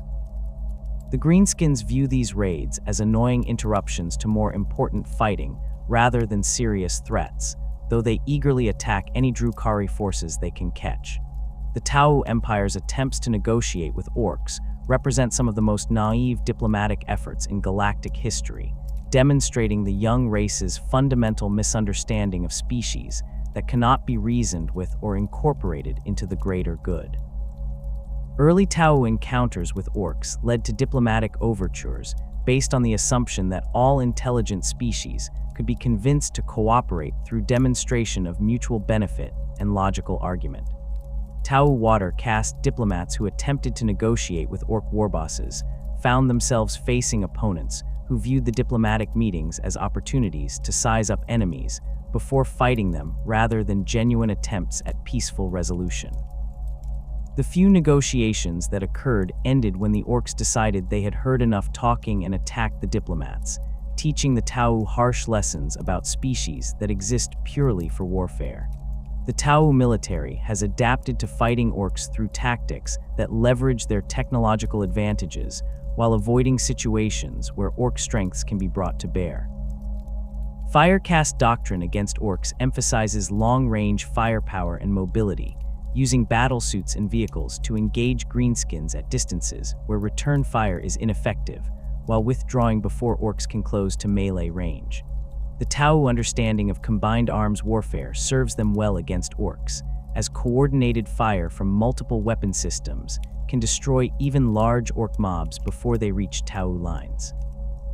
However, the Tau's relatively limited numbers and lack of experience compared to older races means they suffer disproportionate casualties when orcs manage to close combat range, as fire warriors lack the physical capabilities to match greenskins in melee. The Tau have learned to avoid occupying orc-held worlds even after military victories, recognizing that the spore-based reproduction makes permanent pacification impossible without resources the Empire cannot spare. Instead, Tau forces conduct punitive expeditions that eliminate visible orc populations before withdrawing, accepting that the worlds will eventually be reinfested, but buying time before new orc threats emerge. This strategy of containment rather than elimination mirrors Imperial doctrine, though the Tau arrived at it through their own bitter experience rather than inherited institutional knowledge. The Necrons view orcs as infestations that must be purged from tomb worlds with extreme prejudice, their ancient hatred of organic life combining with practical concerns about greenskin spores contaminating stasis systems. Necron tomb worlds that awaken to find orc populations established on the surface face immediate crises, as the greenskins' presence threatens both the physical infrastructure of the tombs and the cultural heritage the Necrons seek to preserve. The mechanical warriors emerging from millions of years of sleep find their worlds overrun by fungal barbarians who have no concept of the ancient civilizations they desecrate through their mere presence. Necron military capabilities make them uniquely effective at eliminating orc infestations through overwhelming firepower and complete disregard for casualties. Necron warriors advance in perfect formations that never break regardless of orc charges, their Gauss weapons disintegrating greenskins at the molecular level in ways that prevent spore release. The living metal that comprises Necron bodies repairs damage automatically, making individual warriors nearly impossible for orcs to permanently destroy without specialized weapons. Necron forces can afford to trade casualties with orcs in ways that would be suicidal for other species, as destroyed warriors simply phase out and regenerate in their tombs rather than being permanently lost. The Necrons employ specialized units and weapons specifically designed for sterilizing worlds of organic contamination, these assets proving invaluable when dealing with orc infestations. Doomsday monoliths and other super-heavy constructs reduce orc positions to molecular dust, while tomb spiders systematically hunt down and eliminate any surviving greenskins with methodical efficiency. The Necrons' complete immunity to psychological warfare and their inability to feel fear or fatigue makes them ideal opponents for conducting the thorough cleansing operations required to eliminate orc spores, as they can maintain systematic purges for years without the morale problems that would affect organic armies. Despite their technological superiority, Necrons face challenges when fighting orcs due to the greenskins' numbers, and the Gestalt field's ability to make crude orc technology function against opponents it shouldn't affect. Orc mobs that would be easily defeated by coordinated fire from other advanced species sometimes overwhelm Necron positions through sheer mass, their bodies piling up until the survivors can reach melee range, where crude choppas can damage living metal through brute force. The Necrons' tendency toward rigid tactical doctrine sometimes works against them when facing orcs whose complete unpredictability makes them difficult to counter through programmed responses, requiring Necron overlords to exercise actual strategic judgment rather than relying on ancient battle protocols. The opening of the Great Rift in the early 42nd millennium fundamentally altered the strategic landscape across the galaxy, and nowhere have these changes manifested more dramatically than in the increased intensity and frequency of orc WAAAGH. The Cicatrix Maledictum tore reality apart from the Eye of Terror to the Hadex anomaly, splitting the galaxy into two distinct regions with drastically different conditions for warp travel and psychic phenomena.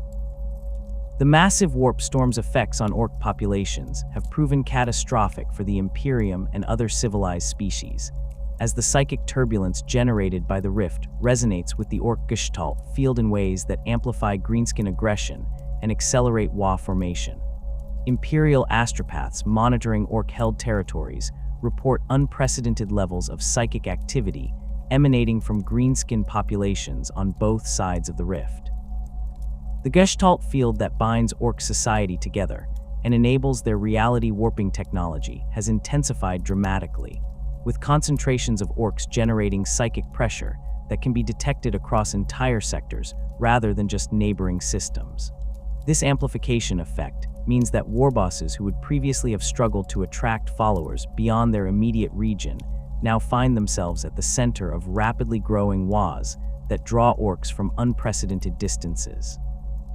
The feedback loop that drives WAAAGH growth operates faster and more efficiently than at any point in recorded Imperial history, creating situations where minor orc threats can escalate into sector-wide crises within months rather than the years or decades such growth would normally require. The physical effects of this enhanced Gestalt field extend beyond simple psychic phenomena into measurable changes in orc capabilities and equipment performance. Mech-built technology functions more reliably and with greater effectiveness than before the rift's opening, as if the increased psychic pressure provides additional reinforcement to machines that already operated through a combination of crude engineering and belief-driven reality warping. Orc weapons hit harder, vehicles move faster, and even the greenskins themselves seem to grow larger and stronger at accelerated rates compared to historical norms. Imperial Guard regiments fighting orcs in the era Indomitus report facing opponents, who display capabilities exceeding those documented in centuries of previous conflicts, with individual boys matching the size and strength that would previously have been expected only from knobs, while the knobs themselves approach the proportions of small warbosses. The strategic implications of these changes have forced the Imperium to revise its threat assessments for orc populations across the galaxy. Worlds that previously hosted manageable orc infestations now face existential threats as local greenskin populations explode in both numbers and capability. The Adeptus Munitorum struggles to allocate sufficient forces to counter simultaneous WAAAGH erupting across multiple sectors, their strategic reserves depleted by the demands of defending against chaos incursions pouring through the rift, while also maintaining containment of orc threats that grow more dangerous by the day.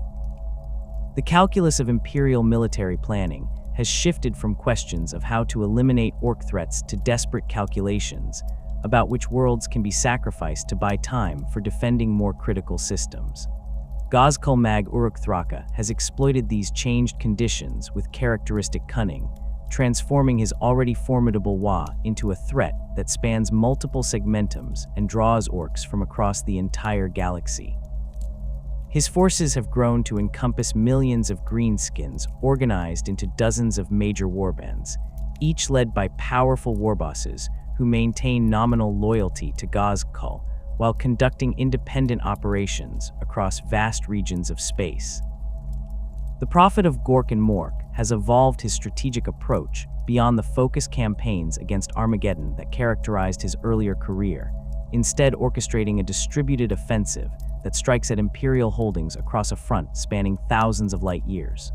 This represents a level of strategic sophistication unprecedented in orc warfare, suggesting that WAAAGH's growth in size and power has been accompanied by corresponding increases in intelligence and planning capability. The confrontation between WAAAGH and Ragnar Blackmane of the Space Wolves stands as one of the most significant personal combats of the era Indomitus, a clash between two legendary warriors whose previous encounters had established a rivalry spanning decades. Ragnar, who had been elevated to Wolf Lord after his famous duel with WAAAGH during the Second War for Armageddon, pursued the orc warboss with single-minded determination across multiple war zones. The Space Wolf's obsession with killing WAAAGH drove him to take increasingly desperate risks, leading strike forces deep into orc-held territory and engaging in battles where victory came at terrible cost. His pursuit finally culminated in a boarding action against WAAAGH's flagship, where Ragnar led a company of space wolves through corridors packed with orcs to reach the warboss himself. The duel between Ragnar and WAAAGH demonstrated the massive disparity in physical power between even an enhanced space marine and an orc who has grown to truly legendary proportions.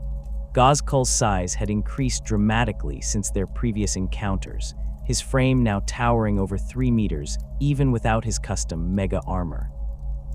The warboss wielded a power claw the size of a small vehicle, its energy field crackling with barely contained power as he swung it at the Space Wolf with devastating force. Ragnar fought with the fury and skill that had made him legendary among his chapter, his frost blade striking at weak points in WAAAGH's armor, while he used his superior speed to avoid the warboss's crushing attacks. The combat raged through the flagship's command deck, the two warriors destroying equipment and killing any orcs or space wolves unfortunate enough to be caught in their path. Ragnar managed to land what should have been a killing blow, his frost blade penetrating WAAAGH's armor and driving deep into the warboss's chest. Any normal orc would have died from such a wound, the blade's disruption field tearing through organs and bone with equal efficiency. WAAAGH staggered but remained standing, his massive frame absorbing damage that would have killed lesser beings, while his natural regeneration began repairing the injury even as Ragnar withdrew his blade for another strike. The warboss's counterattack caught the Space Wolf across the torso, his power claw shearing through ceramite armor and the flesh beneath in a blow that would have bisected a normal human. Ragnar's enhanced physiology and power armor kept him alive, but the injury was catastrophic enough to end the duel. His battle brothers dragged him from the flagship as WAAAGH bellowed in triumph, the warboss having survived yet another attempt on his life while inflicting grievous wounds on one of the Imperium's greatest warriors. The survival of both combatants from their duel has created a situation that will inevitably lead to future confrontations, as neither warrior considers the matter settled. Ragnar recovered from his injuries through the extensive augmentation capabilities available to Space Marines, emerging from his healing with even greater determination to kill Gozzcall. The Warboss, meanwhile, treats the encounter as confirmation of his divine favor and proof that he cannot be killed by any mere warrior. The legend of their rivalry has spread through both Imperial and Orc forces, with each side viewing their champion's survival as evidence of superiority, while recognizing that the final resolution of their conflict remains unwritten. Maikari, Gozzcall's banner-bearer, occupies a unique position in Orc legend as perhaps the luckiest Gretchen who has ever lived. The small creature has served Gozzcall through multiple major campaigns, carrying the Warboss's banner into battles that have killed thousands of Orcs, while somehow surviving situations that should have resulted in his immediate death. Maikari's survival defies statistical probability to such an extreme degree that even Orcs who normally pay little attention to Gretchen recognize him as touched by genuine supernatural luck.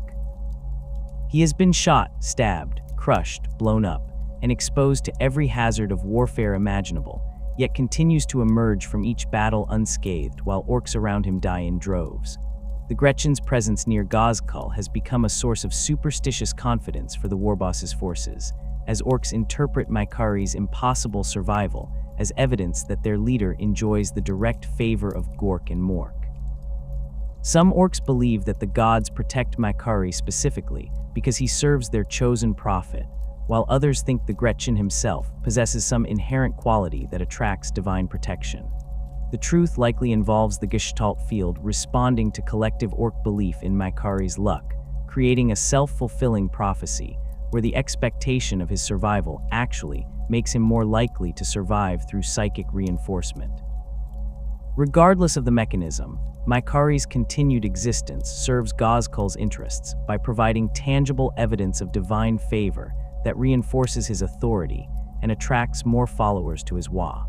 The threat of Orcs achieving the size and sophistication of the ancient Krork represents the nightmare scenario that keeps Imperial strategists awake despite their enhanced biology's reduced need for sleep. The War of the Beast demonstrated that Orcs retain the genetic potential to evolve back toward their original form as sophisticated warrior organisms, rather than the degenerate raiders that have plagued the galaxy for millennia. The Prime Orcs encountered during that conflict stood comparable in height to the Primarchs' demonstrated strategic thinking that rivaled the best human commanders, and built infrastructure that suggested they were developing an actual civilization rather than the temporary WAAAGH gatherings typical of modern Orcs. The fact that such evolution occurred within a few thousand years of isolation on Ulanor suggests that the right conditions could produce similar results elsewhere. The conditions created by the Great Rift may represent exactly the environment needed for Orcs to begin reverting toward their Krork origins on a species-wide scale. The enhanced Gestalt field provides the psychic foundation that could support more sophisticated Orc society, while the constant warfare across the galaxy creates intense selective pressure that favors larger, smarter, and more capable individuals. Every major WAAAGH produces Orcs who survive battles that kill their fellows, these survivors growing larger through accelerated development while learning tactical lessons that make them more effective warriors. The accumulated experience and size increases compound over time, with veteran Orcs from one campaign carrying their knowledge and enhanced capabilities into subsequent conflicts where they grow even larger and more dangerous. Gozzcall himself may represent the first stage of this evolutionary process, his size and intelligence exceeding any Orc seen since the War of the Beast. His ability to coordinate operations across multiple sectors simultaneously, maintain a distributed command structure that functions despite the typical Orc tendency toward fragmentation, and articulate a religious vision that unifies disparate Orc populations all suggest capabilities beyond those of normal warbosses. If Gozzcall continues growing and other Orcs begin matching his development, the Imperium could face a threat comparable to or exceeding the War of the Beast within the lifetime of current Imperial commanders. The prospect of millions of Orcs achieving Prime Orc status represents an existential threat that would require mobilizing resources on a scale not seen since the Great Crusade. The adaptability that makes orcs so dangerous extends beyond individual growth to encompass species-wide evolutionary responses to changing conditions and new enemies. Orc populations that fight extensively against specific opponents develop instinctive understanding of how to counter those enemies' tactics and capabilities, this knowledge spreading through the Gestalt field to benefit other orcs who face similar threats. The Octarius War has produced orcs optimized for fighting Tyranids, their every adaptation refined through constant combat against the Great Devourer's organisms.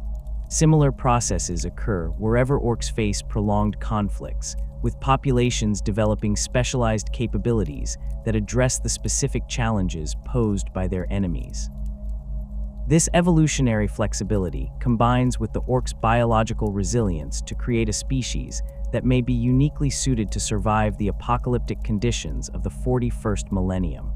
While other races struggle with declining populations, resource scarcity, and existential threats that could lead to extinction, orcs thrive in environments of constant warfare and chaos. Their spore-based reproduction ensures that populations regenerate automatically from any world where orcs have died, making permanent elimination nearly impossible without complete planetary sterilization. Their fungal biology allows them to survive in conditions that would kill other species, drawing sustenance from light when food is scarce and regenerating from injuries that would be fatal to conventional organisms. Their immunity to chaos corruption protects them from the spiritual threats that have destroyed or corrupted other races, while their simple psychology makes them resistant to the despair and hopelessness that plague more sophisticated species.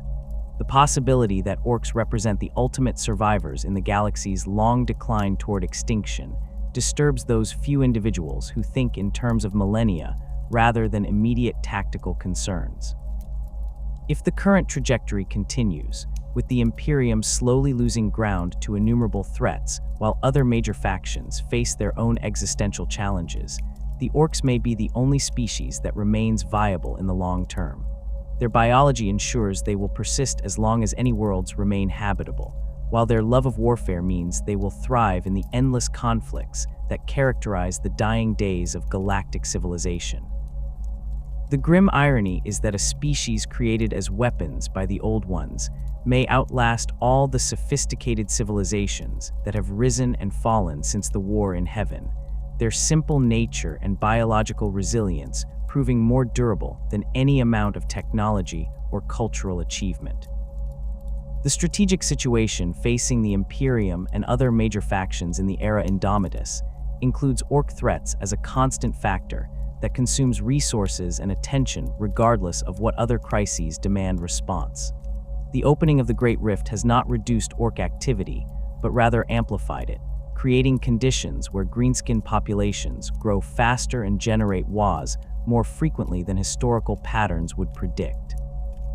The Imperium's response capabilities have been stretched beyond sustainable limits, with military forces divided between defending against chaos incursions, containing Tyranid hive fleets, managing orc threats, and addressing countless other challenges that threaten human survival.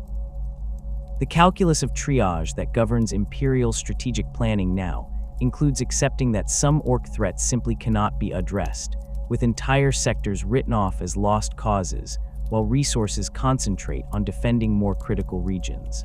The future of the galaxy in the era Indomitus remains uncertain, with multiple scenarios possible depending on how various threats develop and interact.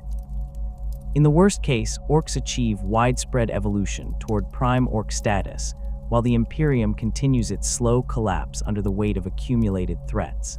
Such a scenario could see orc empires emerging that rival or exceed the sophistication of the beast's domain, these new civilizations conquering vast regions of space and establishing permanent holdings rather than the temporary WAAAGH gatherings that characterize current orc society. The combination of Krork-level intelligence and organization with the biological advantages that make orcs so difficult to eliminate would create opponents that the Imperium lacks the resources to defeat, potentially leading to the permanent loss of entire segmentums to greenskin conquest. Alternative scenarios exist where the Imperium manages to contain Ork threats through the deployment of Primaris Space Marines and other resources made available by Roboute Guilliman's return and the Indomitus Crusade. The enhanced capabilities of Primaris Marines provide the Imperium with warriors better suited to countering the increased size and strength of Orks in the current era, their improved physiology and equipment allowing them to match greenskins in ways that regular Space Marines increasingly struggle to achieve. The Indomitus Crusade's success in reclaiming worlds and re-establishing Imperial authority across the Imperium Nihilist demonstrates that human civilization retains the capacity for effective military action despite the catastrophic conditions created by the Great Rift. If these efforts can be sustained and expanded, the Imperium might contain Ork expansion and prevent the worst-case scenarios from materializing. The ultimate resolution of the Ork threat remains impossible to predict with certainty, as too many variables affect outcomes across timescales spanning centuries or millennia. What remains clear is that Orks will continue to plague the galaxy regardless of what other events unfold, their biology and nature ensuring they persist as long as habitable worlds exist and conflicts continue. The Greenskins represent a fundamental constant in the 41st millennium's grim darkness, an enemy that cannot be negotiated with, cannot be permanently defeated, and cannot be ignored without accepting catastrophic consequences. Their laughter echoes across battlefields throughout the galaxy, a sound that will continue until the last Ork falls in combat or the galaxy itself dies. In the end, the Orks may have the last laugh, their simple joy in violence and warfare proving more enduring than any empire or civilization that has ever existed. The green tide rises with each passing year, and whether it will ultimately consume everything in its path or be held back through desperate resistance remains the great unanswered question of humanity's struggle for survival in an uncaring universe.